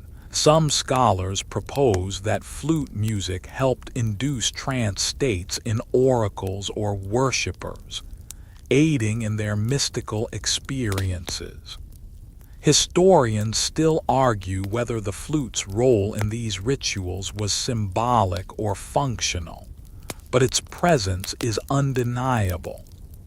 A fascinating fringe theory holds that the flute's breathy sounds mirrored the whispers of the earth itself. Faint gas emissions from the temple's fissures might have inspired the eerie tones played by musicians. This connection between natural phenomena and music adds a haunting dimension to the flute story in Delphi. You can almost hear the flute notes blending with the wind rustling through the olive branches, a chorus of earth and air that stirs something ancient within you. One quirky detail is that some Delphi flutes were found with unusual finger hole placements, producing microtones that modern Western music doesn't typically use. This has led to speculation that ancient Greek music, especially in sacred contexts, was far more complex and emotionally nuanced than we often imagine. The idea that ancient flutists could evoke subtle shades of feeling with these microtones is both thrilling and a little bewildering. It challenges your modern ears to listen differently, to embrace sounds that don't fit neatly into familiar scales. In the rich tapestry of Delphi's myths, the flute often appears as a symbol of transformation. Stories tell of mortals who, through music, glimpse their futures or change their fates. This ties neatly into Athena's own narrative, where a moment of embarrassment leads to lasting cultural influence.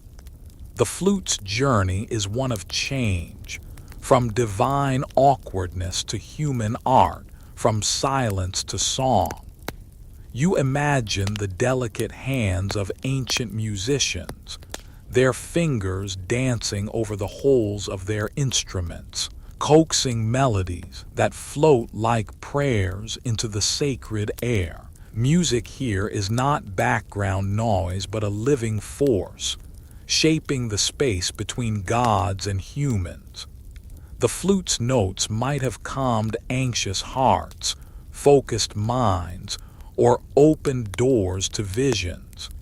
It is a tool of communication across realms.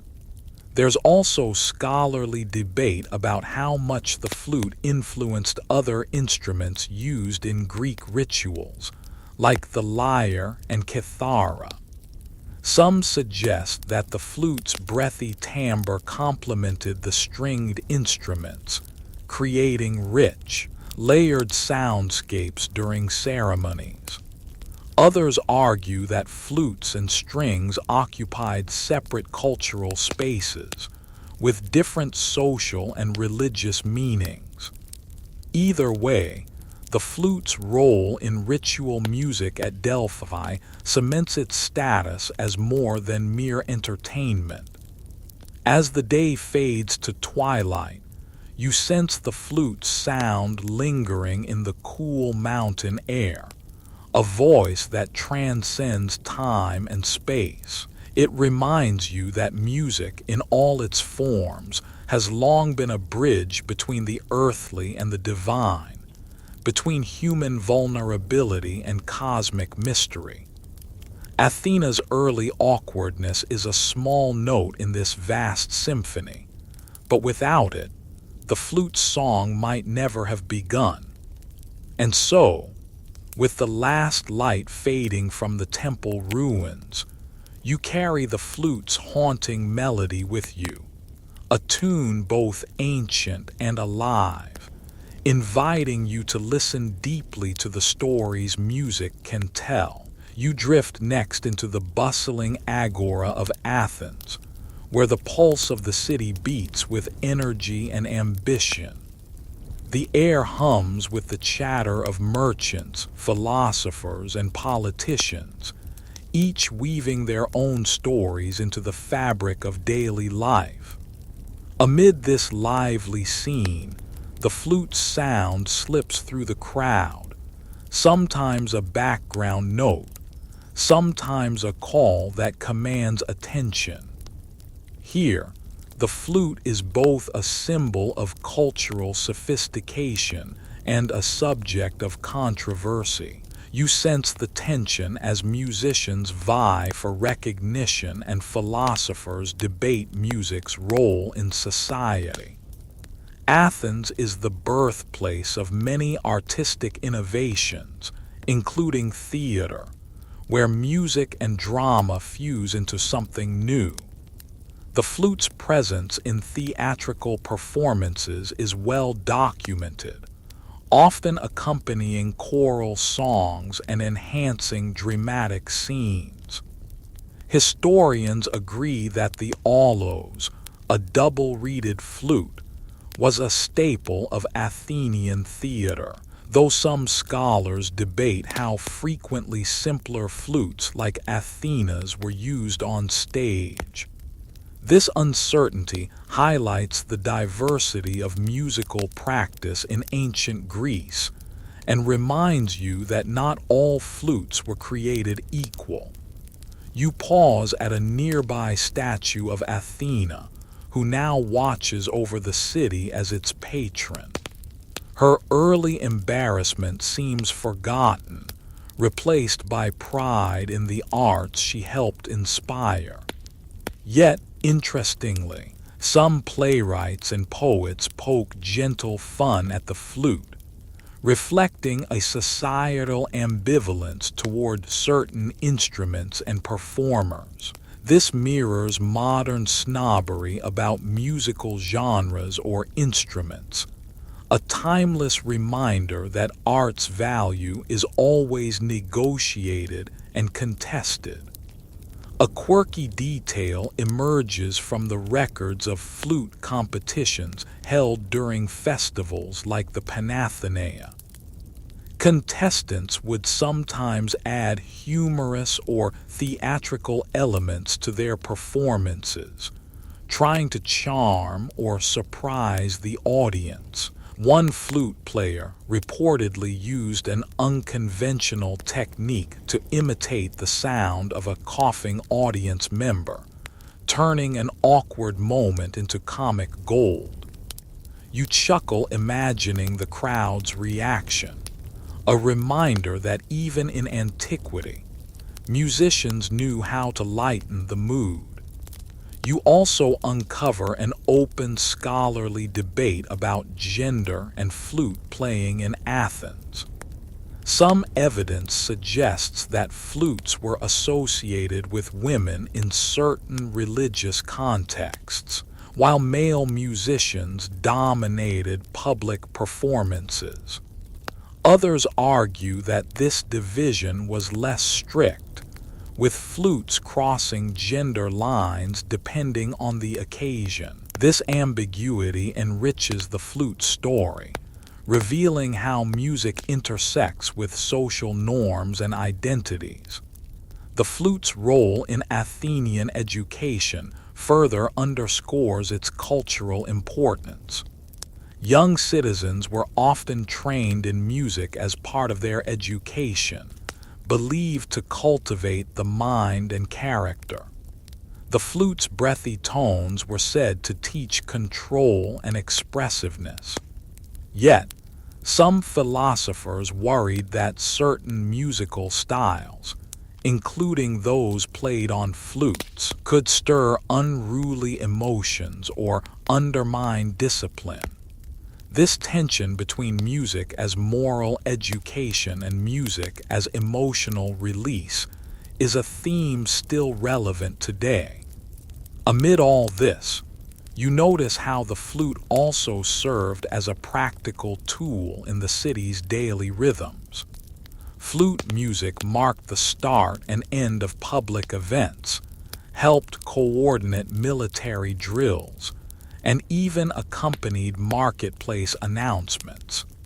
Its sound was woven into the city's auditory landscape, familiar and essential. This multifaceted role contrasts with Athena's original invention, highlighting how the flute evolved from a personal experiment into a civic instrument.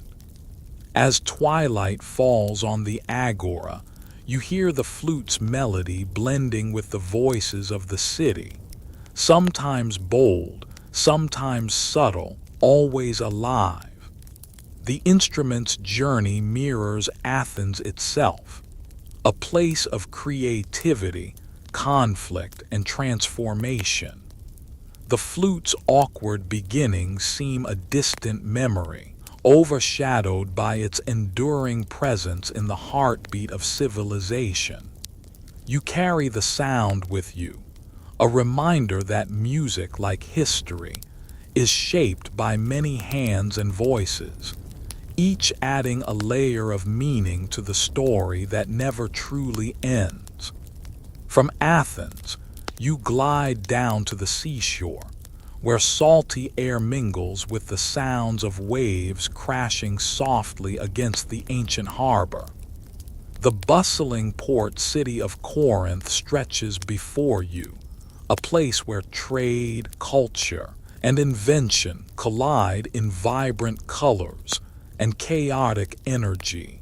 Here, the flute takes on yet another hue, a tool of pleasure and leisure, filling the gardens and symposium halls with gentle melodies that coax laughter and conversation. The instrument's breathy notes float over wine-soaked evenings, inviting you to unwind and savor the moment. Corinth was famous for its luxurious lifestyle, and music played a vital role in these social gatherings. The flute, alongside the lyre and kithara, was a favorite accompaniment to poetry and storytelling. You imagine elegant parties where guests recline on cushions, glasses raised, as flutists weave enchanting tunes that slip into the night like warm silk. The pleasure-focused use of the flute here contrasts sharply with its sacred and martial roles elsewhere, highlighting its incredible versatility. Historians still argue about how much professional musicians shaped Corinthian music versus amateur players at private events. Some archaeological evidence suggests a thriving community of skilled flute players, while other sources hint that casual music making was just as important to daily life. This blend of professionalism and spontaneity makes Corinth's musical scene feel alive and democratic, a true celebration of sound. A quirky tidbit you discover involves the flute's association with Corinth's famed hetairai, educated courtesans who were known for their artistic talents. These women often played flutes to entertain and charm their patrons, blurring lines between art, intimacy, and commerce. It's a reminder that music, even something as delicate as a flute, can carry complex social meanings beyond mere entertainment. The flute here is a voice of allure and sophistication, wrapped in a cloak of whispered secrets and candlelight. One fascinating scholarly debate concerns the technical innovations Corinthian flutists might have introduced. Some suggest that the city's exposure to diverse cultures through trade led to experiments with new materials and designs for flutes, resulting in a richer tonal palette. Others caution that these ideas remain speculative, lacking direct archaeological proof. Either way, the possibility adds a sense of innovation and cosmopolitan flair to the flute story. You also stumble on a playful anecdote about a flute player who tried to sneak a musical joke past a notoriously stern patron by mimicking the sound of a drunken stumble. The crowd's laughter reportedly softened the patron's mood, illustrating music's power to disarm and delight. This moment of levity, preserved in stories passed down through generations, highlights the flute's role as both entertainer and peacemaker. Corinth's symposia were also arenas for philosophical debates, and music often sparked discussions about the nature of pleasure and virtue. Flute music's capacity to evoke emotion sometimes clashed with the ideals of restraint and rationality upheld by thinkers like Socrates. These tensions reflect the broader cultural debates of the time, where music was a battleground for competing values and worldviews. As the sun sets over the Corinthian harbor, you hear the flute's soft lament mingle with the call of seabirds and the murmur of the crowd. Its melody is a gentle invitation to pause, to savor beauty and companionship. Athena's original invention, once awkward and uncertain, now thrives as a vital thread in the rich tapestry of Greek social life. You take the flute's music with you, a sweet reminder that instruments carry not only sound but stories, stories of joy, desire, and the endless dance between art and life. You wander next into the shadowy realm of Greek mythology, where gods and mortals blur and the flute's tale takes on new, enchanted layers. Here, music is magic, a language that transcends words and shapes destinies. The flute becomes a character in its own right, appearing in myths that reveal its mysterious powers and unexpected effects. You find yourself tracing stories where the flute's sound charms beasts, entrances heroes, and even disrupts divine plans. One of the most intriguing myths tells of Marsyas, a satyr who dared to challenge Apollo in a musical contest, playing the aulos, a kind of flute with unmatched skill.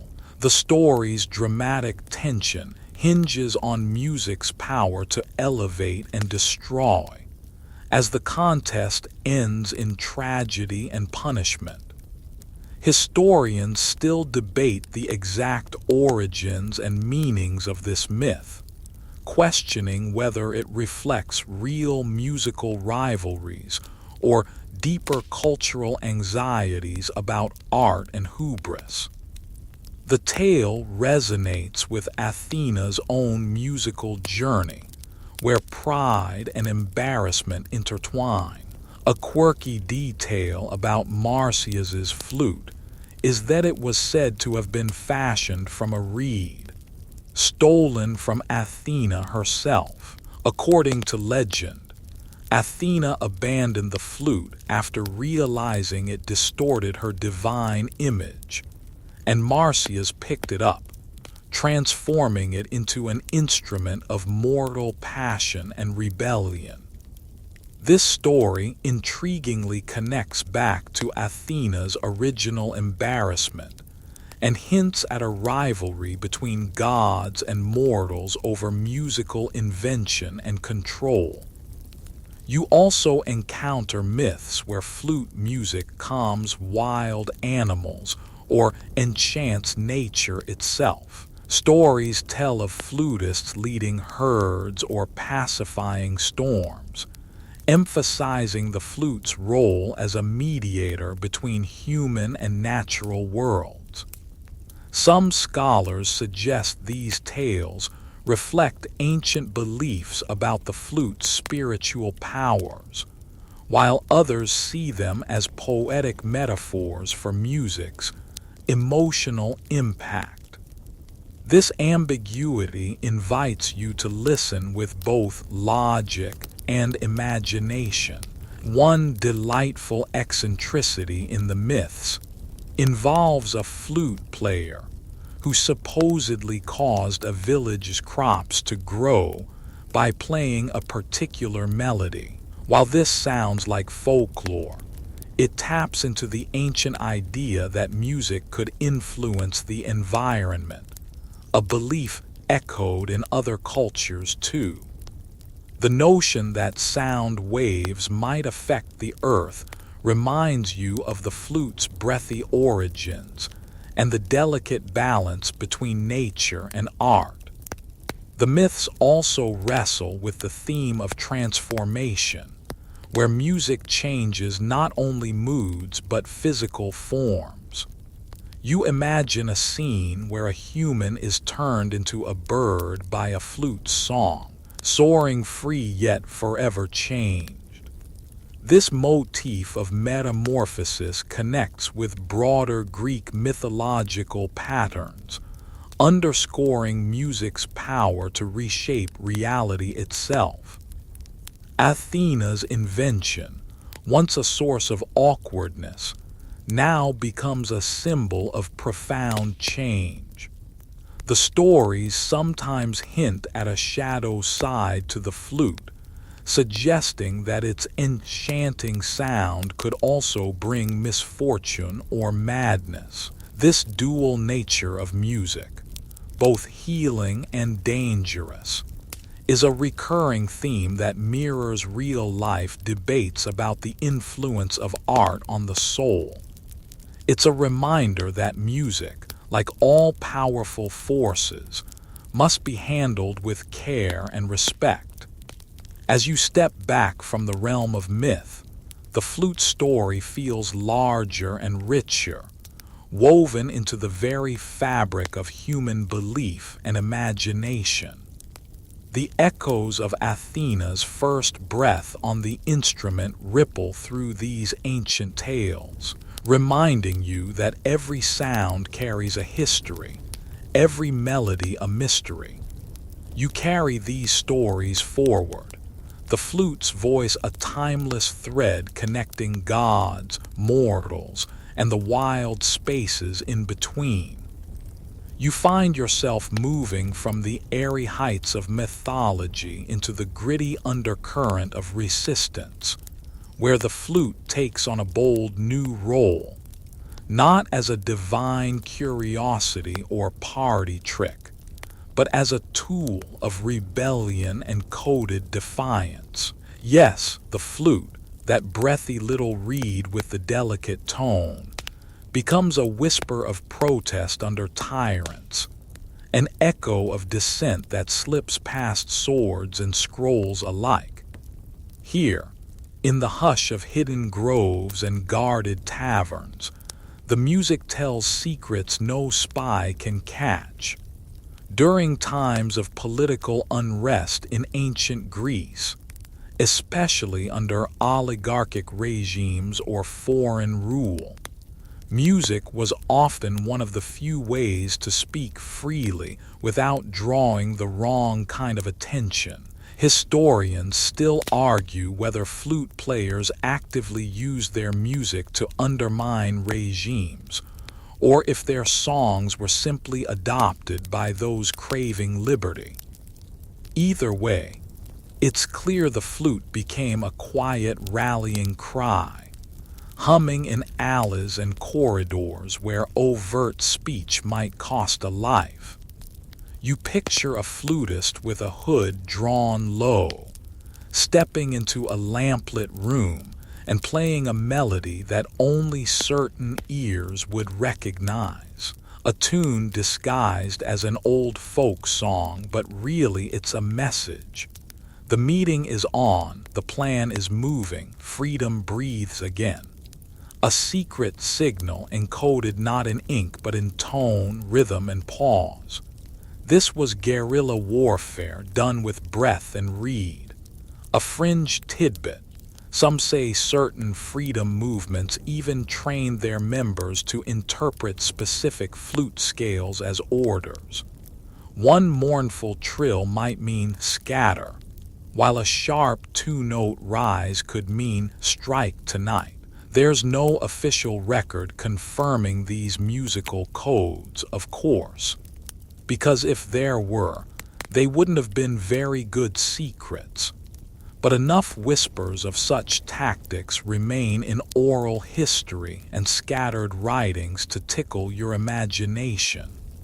You begin to hear every ancient melody differently, wondering what meanings might be hiding beneath the notes. And while the flute lacked the booming command of a trumpet or the organized regality of a lyre, its softness was its strength. It didn't raise alarms. It crept through the cracks. It echoed under doors and around corners, drawing no eyes yet leaving every listener changed. Rebellion doesn't always ride in on war drums.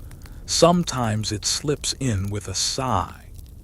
There's a debate among scholars about whether some of these musical messages were intentionally composed as propaganda or simply adopted later by rebels who needed a symbol. Like how certain anthems gain new meaning after wars, or how songs from the past get repurposed for future causes. One famous example involves a lament originally composed for a fallen hero, which centuries later became a call to arms against tyranny. An Aulos ballad transformed into a heartbeat of hope. In Sparta, yes, even Sparta, land of harsh discipline and short conversations, music played a role in military cohesion and morale, especially flutes during marches, and some say soldiers infused their marches with hidden commentary through slight rhythmic variations, like a well-placed syncopation signaling doubt in the leadership, a kind of musical side-eye. Not enough to get punished, just enough to bond with your comrades over the shared absurdity of orders shouted by someone who'd never carried a spear. You even stumble on an old tale of a flute girl in Delphi who, under the guise of performing during festivals, helped coordinate escape routes for political prisoners. Legend says she smuggled messages inside her hollowed-out instrument and used her songs to guide fugitives through mountain paths. Is it true? Maybe, but it's too poetic not to keep. What matters more is this: the flute, fragile and breath-bound, became a vessel of courage. It gave voice to the voiceless. It hummed in places where the written word would have been burned and the spoken word punished, a tool of expression that outwitted control. Because how do you silence a note once it's already floating in the air? As you follow the sound of that long-vanished flute through the hush of ancient streets, you realize Athena may have abandoned the instrument in vanity. But others, in quiet desperation or stubborn hope, picked it up again and gave it a second life, one far bolder than the first. You now drift into a softer corner of the story, where the flute doesn't carry rebellion or divine weight, but something quieter, something sweeter, and maybe a little more human. You're walking beneath fig trees in the warm dusk of an ancient village, the smell of roasted olives and wild thyme in the air, and you hear it, a slow, mournful note rising over the breeze. It's not a god or a warrior playing now. It's a shepherd, a child, a dreamer, and here in these ordinary hands, the flute becomes something else entirely, a companion in loneliness, a balm for the soul, and sometimes a soft whisper of love that never quite reaches its destination. Ancient Greece was a land of stories, yes, but it was also a land of waiting. Long afternoons in the sun, long walks across rocky roads, long nights tending animals or staring up at a sky so full of stars it almost hurt. And during all that waiting, people needed something, not just for worship or war, but for themselves. Enter the flute, small enough to carry, easy enough to learn a few notes, deep enough to say what couldn't be spoken. There's a charming fringe tale, no one really knows if it's true, of a young woman from the island of Lesbos who carved a flute from driftwood and played it every night at the same hour, facing the sea. Not for the gods, not for an audience, but for someone she had loved once who sailed away and never returned. Her neighbors thought she was mad, but they still listened quietly. Some even said the sea grew calmer when she played, as if listening too. The story ends without resolution, but honestly, that feels right. Some songs aren't for finishing. Historians still argue whether common people in ancient Greece actually played the flute regularly, or whether it remained more of an elite or ceremonial instrument. Archaeological evidence shows flutes made from bone and clay, suggesting widespread access, but literary sources often focus on trained professionals or sacred uses. You can almost hear the scholarly debates. Did shepherds really play the aulos, or is that pastoral fantasy? But then you remember, history often overlooks what doesn't get written down, and what's quieter than a shepherd's song under a moon no one else sees. One beautifully odd fact: certain flute players believed that playing a particular mode, a scale with specific emotional qualities, could physically alter their own mood or even heal heartbreak. Some modes were thought to bring clarity, others to draw out grief and leave a person lighter. The idea wasn't just metaphorical.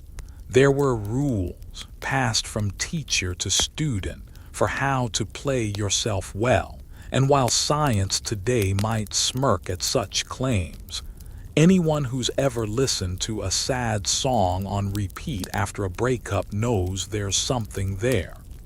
You imagine a boy on a hillside, flute in hand, imitating bird calls with shy devotion. Not because he's practicing for battle or ceremony, but because he wants the birds to sing back. And maybe they do. Or maybe he just thinks they do, which might be better. Because when the world answers you, even in imagined echoes, you feel less alone. The flute's intimacy, its nearness to the mouth, the way it bends to breathe, makes it feel like a whisper meant only for the moment. Unlike lyres or drums which fill space, the flute seems to lean in, like a secret passed from lips to leaves. You start to understand why it shows up in stories of longing and dreams. It's not a loud instrument, but it lingers. Even now, some of the lullabies passed down in rural Greek villages contain flute melodies older than the words. Some are just 5 or 6 notes, barely enough to call a song, but enough to rock a child to sleep, enough to remind a grandmother of her own mother's hands. These little musical heirlooms rarely make it into the history books, but they are history all the same. The kind that hums quietly behind the louder stories. And so, as you walk the edges of these quieter lives, the flute stops being Athena's shame or Marsyas's tragedy or a code of rebellion. It becomes something far simpler and more beautiful, a way for people to be less alone, a way to fill the silence that sometimes hurts more than noise. You realize that in this world of myths and battles and gods, the most lasting legacy of the flute might just be this: it gave people a way to say, "I'm here," even when no one else was listening. You slip now into the golden afterglow of the Hellenistic era, when the sharp gods and brutal rivalries of earlier myths began to blur around the edges, softening into stories told in painted courtyards, echoed by children with sticky fingers and old men squinting through wine. And here, the flute begins to change too, not in shape or sound, but in meaning. No longer Athena's embarrassment or a rebel's secret, the flute becomes something new. A relic of myth, yes, but also a symbol of beauty, indulgence, and a strange kind of nostalgia for a time no one really remembers, but everyone pretends to. In the bustling cities of Alexandria, Pergamon, and Antioch, where Greek culture had spread like oil across a pan, philosophers argued about truth, poets drank too much, and artists painted musicians with halos of soft light. And in many of those paintings and mosaics, there it is, the flute, resting in the hands of nymphs, mortals, muses. No longer a weapon or warning, but a decoration of peace. A way to pass time in the bathhouse. A flourish in a feast. Historians still argue whether this shift was driven by genuine cultural change or elite boredom. Was the flute really elevated to the status of romantic art form, or was it just a status symbol? A thing you taught your children so they could seem cultured while networking with the kids of magistrates? It's a fair question. And in a world where taste often masks ambition, it's hard to say.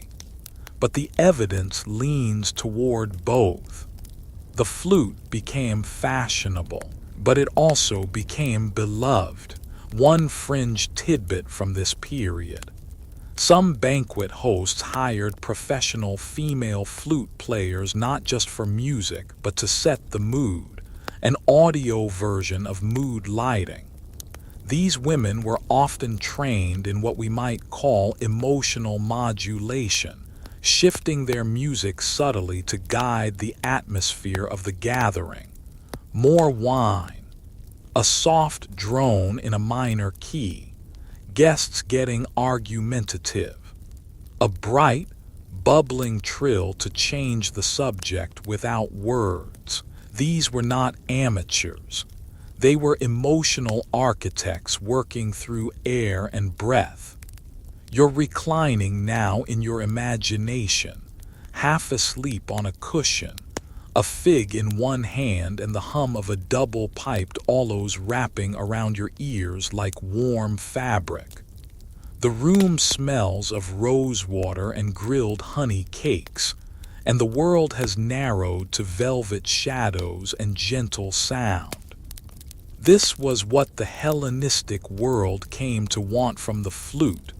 Not power, not clarity, but atmosphere, a kind of musical incense, curling slowly upward into dreams. In some circles, this softness became a point of critique. Stoic philosophers warned against too much music, claiming it dulled the moral senses and turned people inward, away from duty and toward indulgence. Let the flute be for children and lovers, one famously grumbled. A real man requires silence to think. But then again, most of those philosophers were exactly the kind of people who secretly hummed to themselves while watching the rain. And so, the flute becomes layered in irony. Originally rejected by a goddess for making her look foolish, now adored by the very culture that once laughed at it. Athena may have tossed it away, but centuries later, her great-great-grandstudents were commissioning gold-inlaid flutes and giving them as wedding gifts. You almost want to imagine her watching from Mount Olympus with one perfect eyebrow raised. Some surviving Hellenistic flutes, preserved by desert sands or shipwrecks, bear tiny inscriptions carved in places only the musician would see. Not dedications to gods, but messages like "Remember me when you play" or "For the days we had." These weren't tools of statecraft or ritual, they were personal. They mattered not because of who heard them, but because of who didn't. A whisper to the self, And then there's the music itself.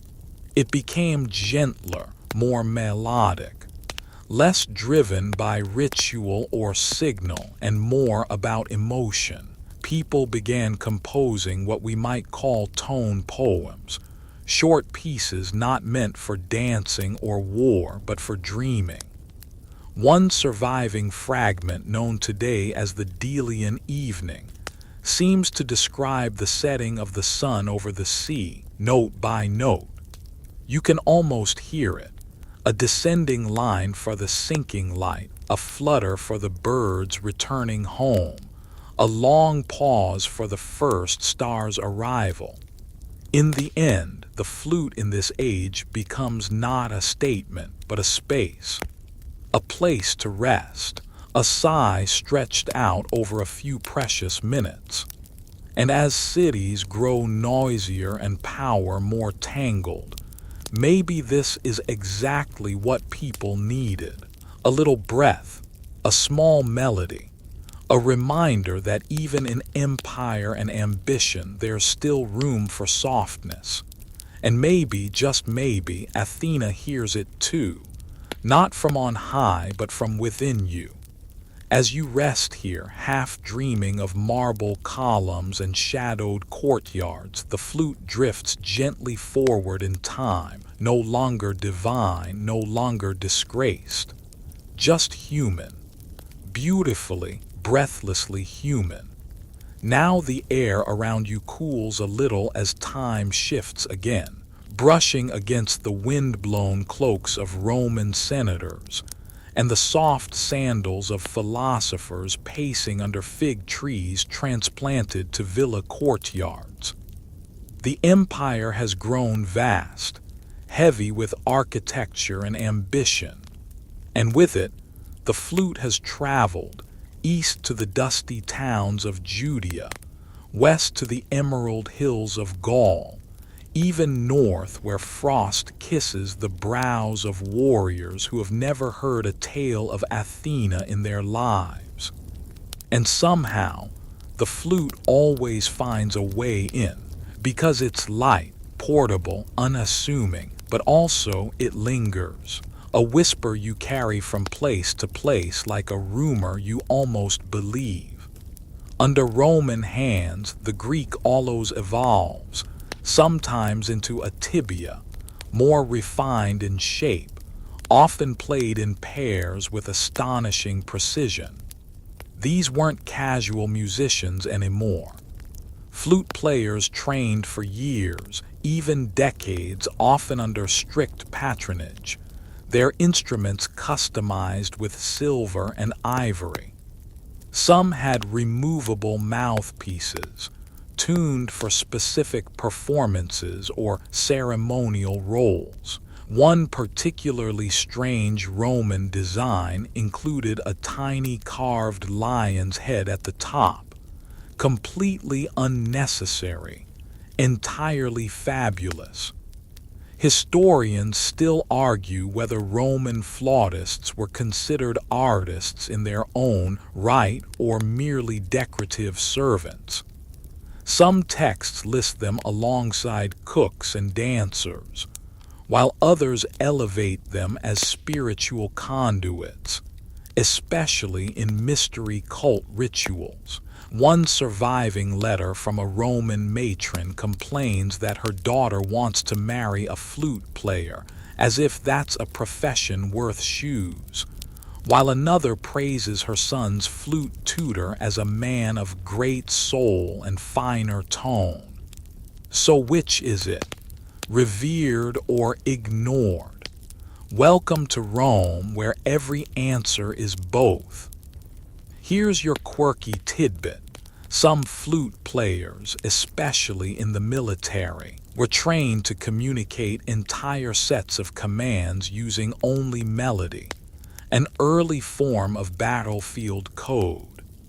Different rhythms meant retreat or flank or regroup, and veteran commanders could interpret complex directives without a single shouted word. One famous Roman general, Gnaeus Domitius Corbulo, reportedly relied more on his flautist than on his lieutenants.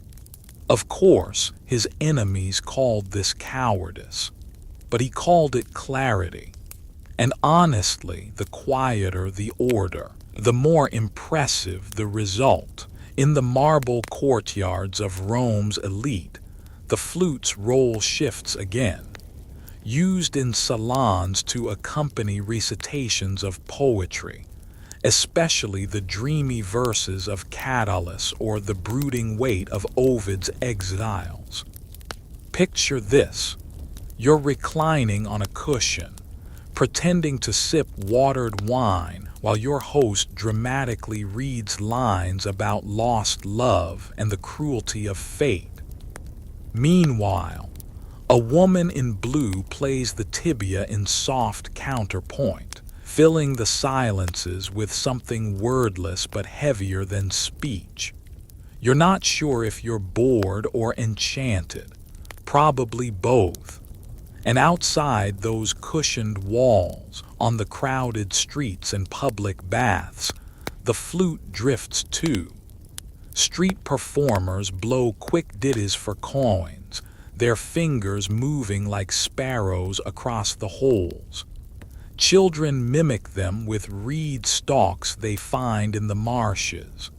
And soldiers coming home from campaigns carry flutes wrapped in cloth, stained with sweat and dust, but still working. Because even when everything else falls away, when empires tremble and marble cracks, the breath inside a flute remains the same. Simple, pure. Yours. You imagine a young Roman girl, barely 12, sitting by a window with her mother's old tibia. She doesn't know the stories of Athena or Marsyas, doesn't care about cults or emperors. She just plays a few simple notes over and over, watching the light catch on the floor, creating a tiny ritual of her own, one no one will write down, but it matters, it echoes, and that's the thing. The flute never really needed mythology to survive. Myths are like scaffolding. They help you build the story, but eventually the music can stand on its own. And in Rome, with all its contradictions, its gladiators and poets, its libraries and executions, the flute becomes a mirror. You could make it weep or make it dance. You could march an army with it or tuck a baby in, all from the same piece of hollow bone and breath. One Roman historian, Plutarch, once wrote that music was the soul's trainer, and while he was talking mostly about ethics, you suspect he meant something deeper too. The flute, in this sense, becomes a kind of therapist, reliable, portable, and more affordable than most options today. It knew when to soothe, when to provoke, and when to simply stay quiet between notes. And somewhere in all of this, under statues, behind curtains, above the clatter of feasts and battles, you feel Athena again. Not watching with shame now, but maybe a quiet smirk, as if she's realized finally that her discarded invention outlived all her wars, outlasted her statues, maybe even softened the world she once tried to rule. Because that's the power of the flute, not to conquer, but to carry something precious, breath by breath, even across centuries. So now you follow the softest trace of wind as it moves westward, crossing waters dark with starlight, gliding past ruined temples and curling gently into the medieval world. You land in a colder, darker age, or so the textbooks would have you believe. But not everything here is gloom and parchment, because tucked between cathedral stones and wooden huts, in taverns and abbeys and forests thick with stories, the flute survives again. And this time, it becomes something even more intimate, a companion. The Greeks had dramatics, the Romans had spectacle, but the medieval world had patience. And the flute, now reshaped and renamed, slips into quieter places, into songs meant to soothe sheep, to call children, or to echo under vaulted ceilings where monks whisper prayers too fragile for speech. It's no longer a weapon of rivalry, no longer the plaything of gods or emperors. It's humble, but not small. There's a strange dignity in that. Like someone who knows what they've been through and doesn't need to brag about it. The word flute itself emerges more clearly now, derived from Old French flaut or flute, which likely comes from the Latin flare, meaning to blow. So simple and kind of obvious, but also sweetly appropriate. Blow into this hollow thing and something beautiful might happen. Might. In the courts of Europe, flutes begin to show up in manuscripts and illuminations, sometimes held by angels, sometimes by jesters, which tells you a lot, honestly. Because where else would you find music except between heaven and mischief? In one 14th century miniature, a golden-haired angel plays a long wooden flute while a group of sheep nearby appear genuinely unimpressed. It's ridiculous, and also perfect, because the divine is always mixed with the mundane. That's the medieval deal, quirky tidbit time.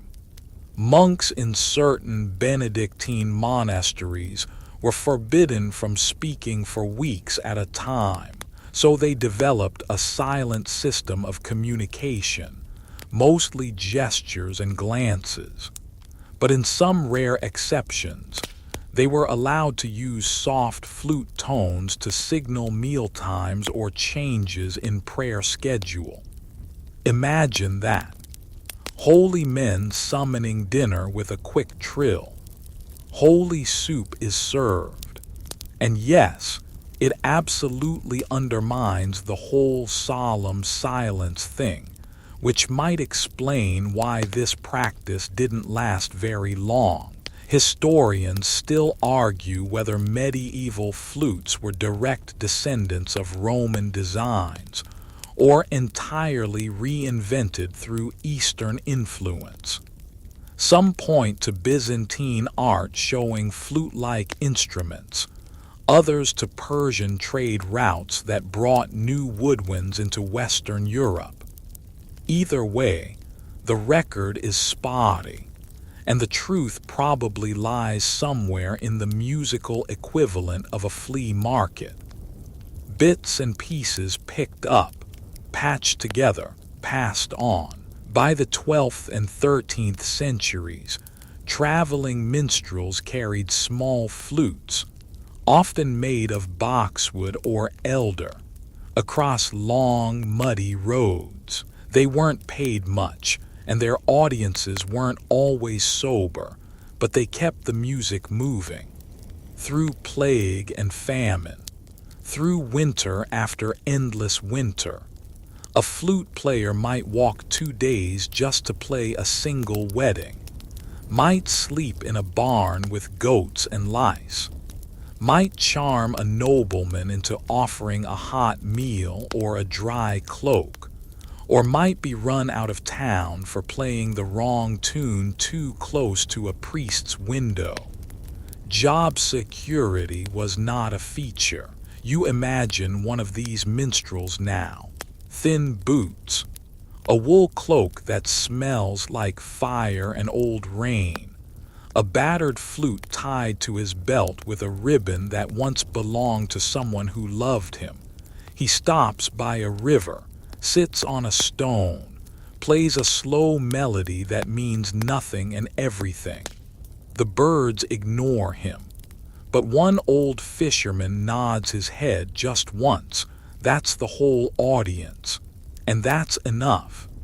Elsewhere, in abbeys and castles, the flute continues its double life. In sacred spaces, it softens the edges of plainchant, and in noble courts it joins early consorts, small ensembles with other soft instruments like viols, rebecks, and lutes. The flute here isn't showy, it's shy. It blends, but every so often it takes the lead in a slow pavane or a simple ballad. And when it does, it's not commanding attention. It's inviting you in, closer, closer still. And that invitation is what the flute becomes known for. Not grandeur, not glory, but intimacy. A sound meant for twilight hours, for empty rooms, for lullabies hummed near a hearth. And in a time when books were rare and memory was survival, the flute helped carry stories, not in words but in feeling. The kind of story your body understands before your mind does. A few scattered documents even suggest that flutes were used in early healing rituals, particularly to soothe fevers or calm distressed children. Whether that actually worked is anyone's guess, but you can imagine the logic. Music as medicine, breath as balm, and in an age where leeches were a legitimate prescription, a gentle flute tune seems downright advanced. Eventually, craftsmen begin to refine the instrument more deliberately. The finger holes are adjusted for better tuning. Mouthpieces are shaped more evenly, and the woods selected are treated with care: pear, plum, boxwood. Some even soaked in oil and honey, which probably smelled incredible until it didn't. One workshop in early 15th century Nuremberg reportedly had over 200 flutes in various stages of completion. That's a lot of whittling, and a lot of very tired thumbs.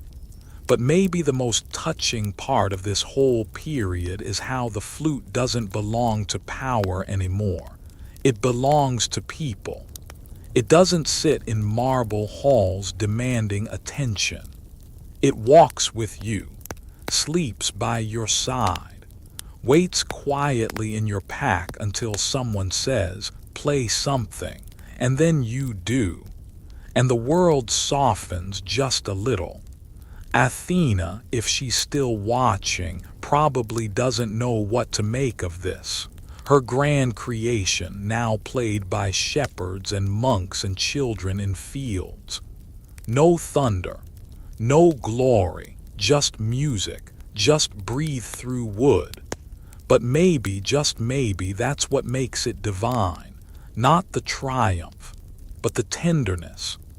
Now you drift again, not forward in time, but into that curious space where time curls in on itself like a cat, stretching between centuries and cultures that all somehow recognize the same thing, that a flute, no matter how simple, can carry magic in it. You slip through candlelit Renaissance workshops, where instruments start to gain elegance and complexity, each one a sculpted whisper waiting for breath. You pause in Venetian salons glowing with glass chandeliers and powdered wigs, where the flute finally begins to reclaim the stage it once hesitated to take. And yes, Athena's invention, once left to decay in a meadow, is now dressed up in courtly fashion and invited back into the spotlight. During the late Renaissance and into the Baroque period, the flute undergoes its most noticeable transformation yet. Enter the transverse flute, a side-blown cousin of the earlier end-blown instruments like the recorder. This shift in structure not only changes the sound, but changes the social position of the instrument itself. The transverse flute becomes refined, noble, even fashionable. It moves from folk fields to court chambers, from bedtime lullabies to royal concerts. Suddenly, it's okay, expected, even to flaunt your flute in polite company. Historical fact check. The most influential leap comes from a man named Theobald Boehm. No, he doesn't exist in this exact timeline yet. We're getting there. But it's important to know that the foundations for his innovations are laid during this period. Craftsmen begin to explore keywork, tone holes, bore shapes. The idea is to tame the flute's inconsistent tuning and limited dynamic range. And it kind of works, though to be fair, the early attempts at keys often look like they were assembled by a blacksmith who drank a little too much mead at lunch. Now here's the fringe tidbit of the hour. In some Renaissance Italian courts, flutes were carved from ivory, then painted to look like cheap wood so they wouldn't be stolen by visiting nobility. Yes, that is exactly backward from how society usually works. But welcome to Renaissance instrument politics. You hide your riches to protect them. Or maybe it's just an elaborate prank. Either way, imagine Athena seeing her once fierce invention reborn as a tricked-out faux wood flute played in pink tights to impress a duchess. Progress is weird. Historians still argue whether the recorder and the transverse flute were ever truly rivals or simply siblings evolving in parallel. Some say the recorder's popularity waned because the transverse flute had more expressive range. Others claim it was just a matter of fashion, that the recorder felt too schoolmarm, and the flute was the new hot thing in powdered wig culture. It probably didn't help that flutes looked dramatically cooler in oil paintings. You find yourself watching a young flautist, somewhere around 1680, standing nervously before a gathering of noble guests. His doublet is a bit too tight, his wig slightly askew, but his hands tremble with purpose as he raises the flute to his lips. He plays a sonata written by none other than Jacques-Martin Harditera, a name that sounds like a cheese but actually belongs to a French virtuoso who helped standardize the Baroque flute.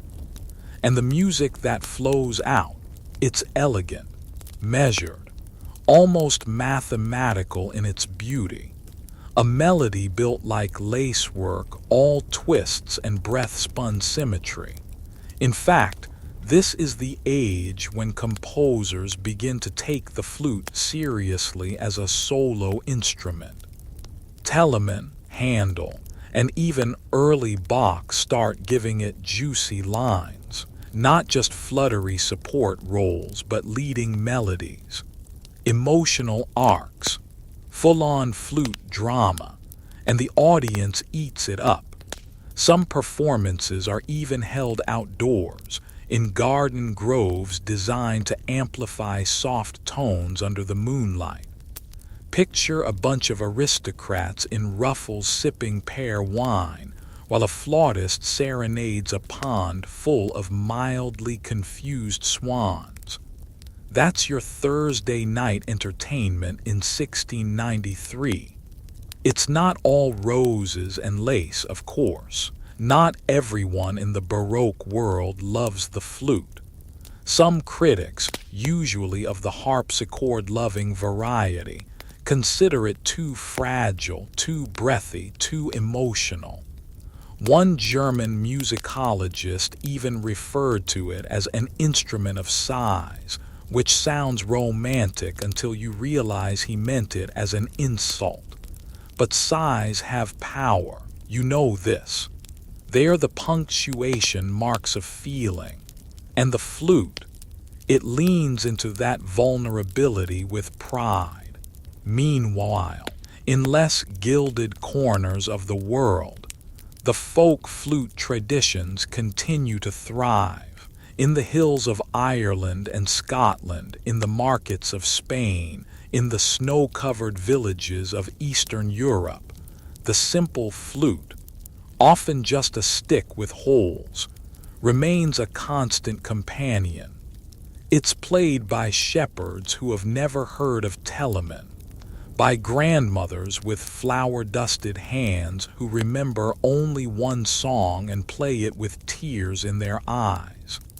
The contrast is jarring and beautiful. One flute gilded with gold leaf and complex mechanics, the other carved with a pocket knife and carried in a coat. And somehow, both can make you cry.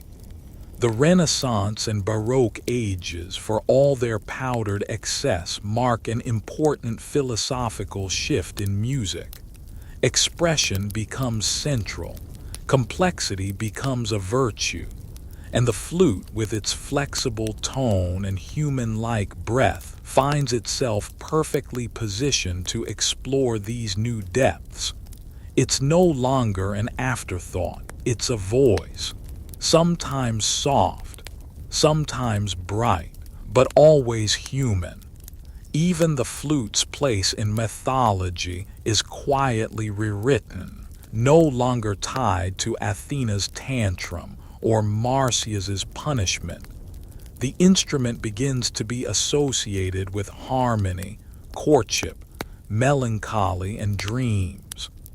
In one particularly flowery 17th century poem, a lover compares his beloved's voice to the whisper of a silver flute drifting through olive trees at dusk, which, let's be honest, sounds like someone was trying very hard to impress someone else with fancy metaphors and a lute-shaped box of chocolates. Athena, if she's watching, probably doesn't mind this evolution. Her pride in invention might finally be returning. She might even smile, seeing how mortals have taken her abandoned creation and turned it into something soulful, subtle, sensual even, but never again a tool of vanity or violence. That chapter is long closed.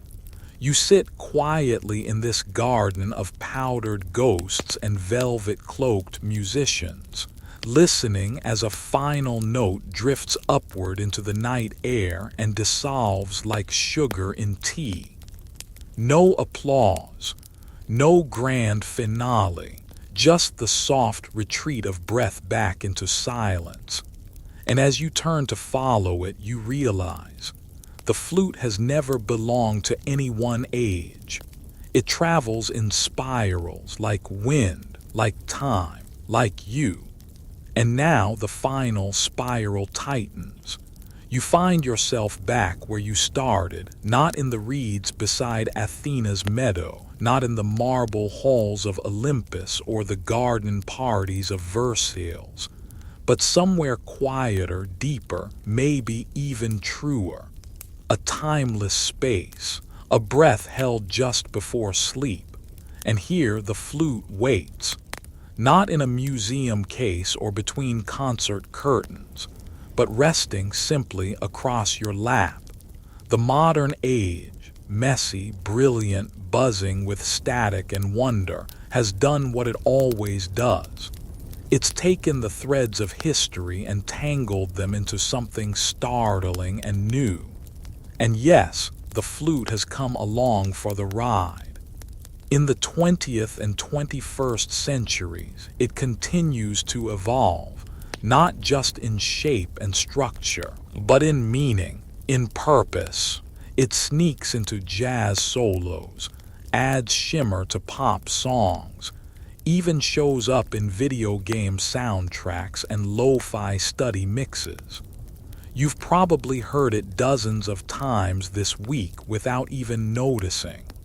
That soft melodic ghost floating over synth pads or brushing through a movie score like wind through tall glass buildings. And if you look closer, you'll see it hasn't just survived, it's exploded. There are now hundreds of variations. The contrabass flute, which sounds like a whale humming into a cave. The piccolo, chirping like a hyperactive bird who drank too much espresso. The bansuri of India, the dizzy of China, the shakuhachi of Japan, all modern voices of ancient ancestors. And yes, every single one owes a crooked wink to that day Athena picked up a pair of hollow bones and decided she had something to say. Here's your historical fact. In 1931, William Kincaid, known as the father of the American Flute School, began teaching at the Curtis Institute. His students went on to shape an entire generation of flautists, transforming the American sound into one of technical precision and emotional clarity. Meanwhile, jazz pioneers like Herbie Mann and Yusef Lateef brought the flute into smoky clubs and late-night sessions, showing the world it could swing, it could groove, it could speak a language older than words but newer than any beat on the radio. And a quirky little tidbit for you.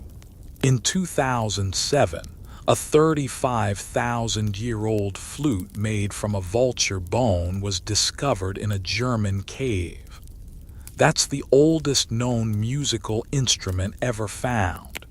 It predates agriculture, writing, even the invention of the wheel. So yeah, before humans figured out how to build a barn or grow wheat, they figured out how to make music. With wind and bone, with breath and hope, with a tool that had no purpose other than to say, I'm here, I feel things, please listen.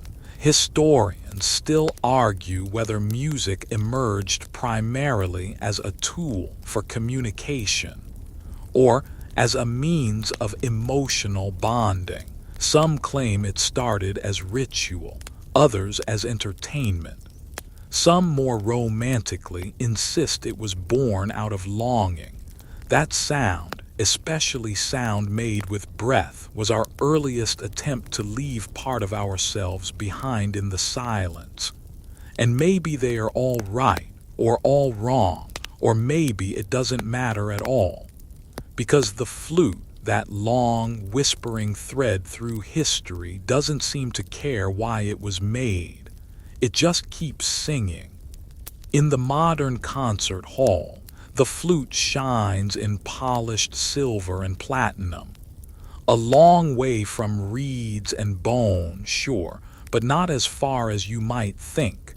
That silvery tone you hear above the orchestra, it still dances with the ghost of Athena's breath, still curls around the shadows of Marsyas's rebellion, still remembers the meadow, the embarrassment, the abandoning, and the rediscovery. And then there's you, sitting in the dark, listening to a story that started with a goddess and a stubborn mortal, and an invention no one expected to last. You've traveled a long way tonight. From myth to metal, from mockery to music, from Olympus to underground jazz bars. And as the last images begin to soften around the edges, the last notes fading into warm velvet quiet, it becomes clear. The flute isn't just a relic of myth or a footnote in music history. It's a shape made for breath, for longing, for the places inside us that words can't quite reach. It's joy and mourning, play and protest, lullaby and lament. It is quite literally wind given voice. And you've been part of its journey, listening, remembering, breathing. You think again of Athena, her lips pressed to bone, her cheeks puffed like a bellows, her eyes flicking to the mirror of the stream. That moment of startled vanity, of self-awareness, of shame.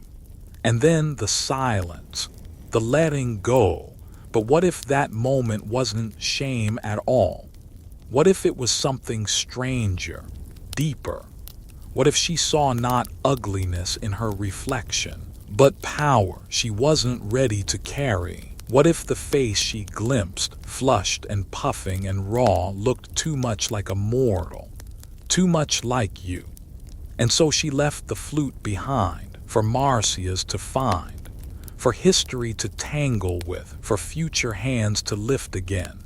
And now the wind has found you, soft, ancient, curious.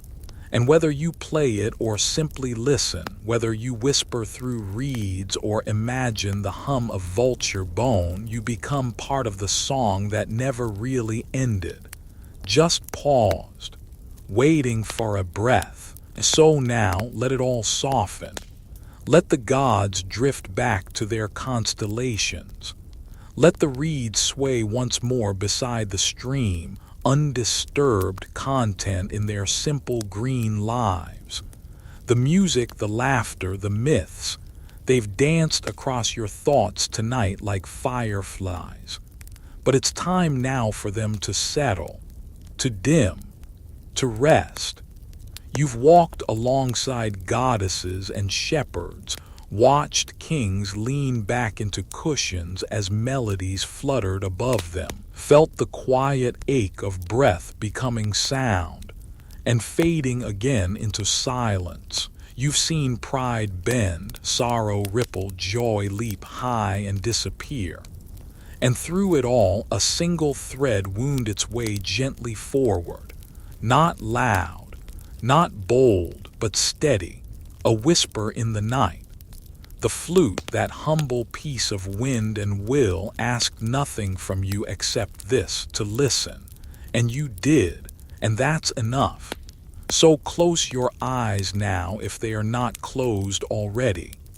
Let the images dissolve, the names blur, the timelines melt into mist. There is no need to hold on to facts or phrases. Just let the feeling remain. The softness of ancient breath curled in your chest, the hush between notes, the warmth of stories shared at the edge of sleep. Your bed is your meadow now, your breath the wind through tall grass. And above you the stars stretch out like the quietest orchestra imaginable, each one holding its own soft song. Tomorrow there will be time for noise, for light, for speed. But tonight you float, weightless, timeless, held by the hush of a forgotten flute, still echoing somewhere just beyond waking. Wherever you are, you brought your own stillness, and the night is grateful for it. Sleep well, and when you wake, carry that hush with you a little longer, not to escape the world, but to move through it gently, as if every step you take still remembers the music that brought you here.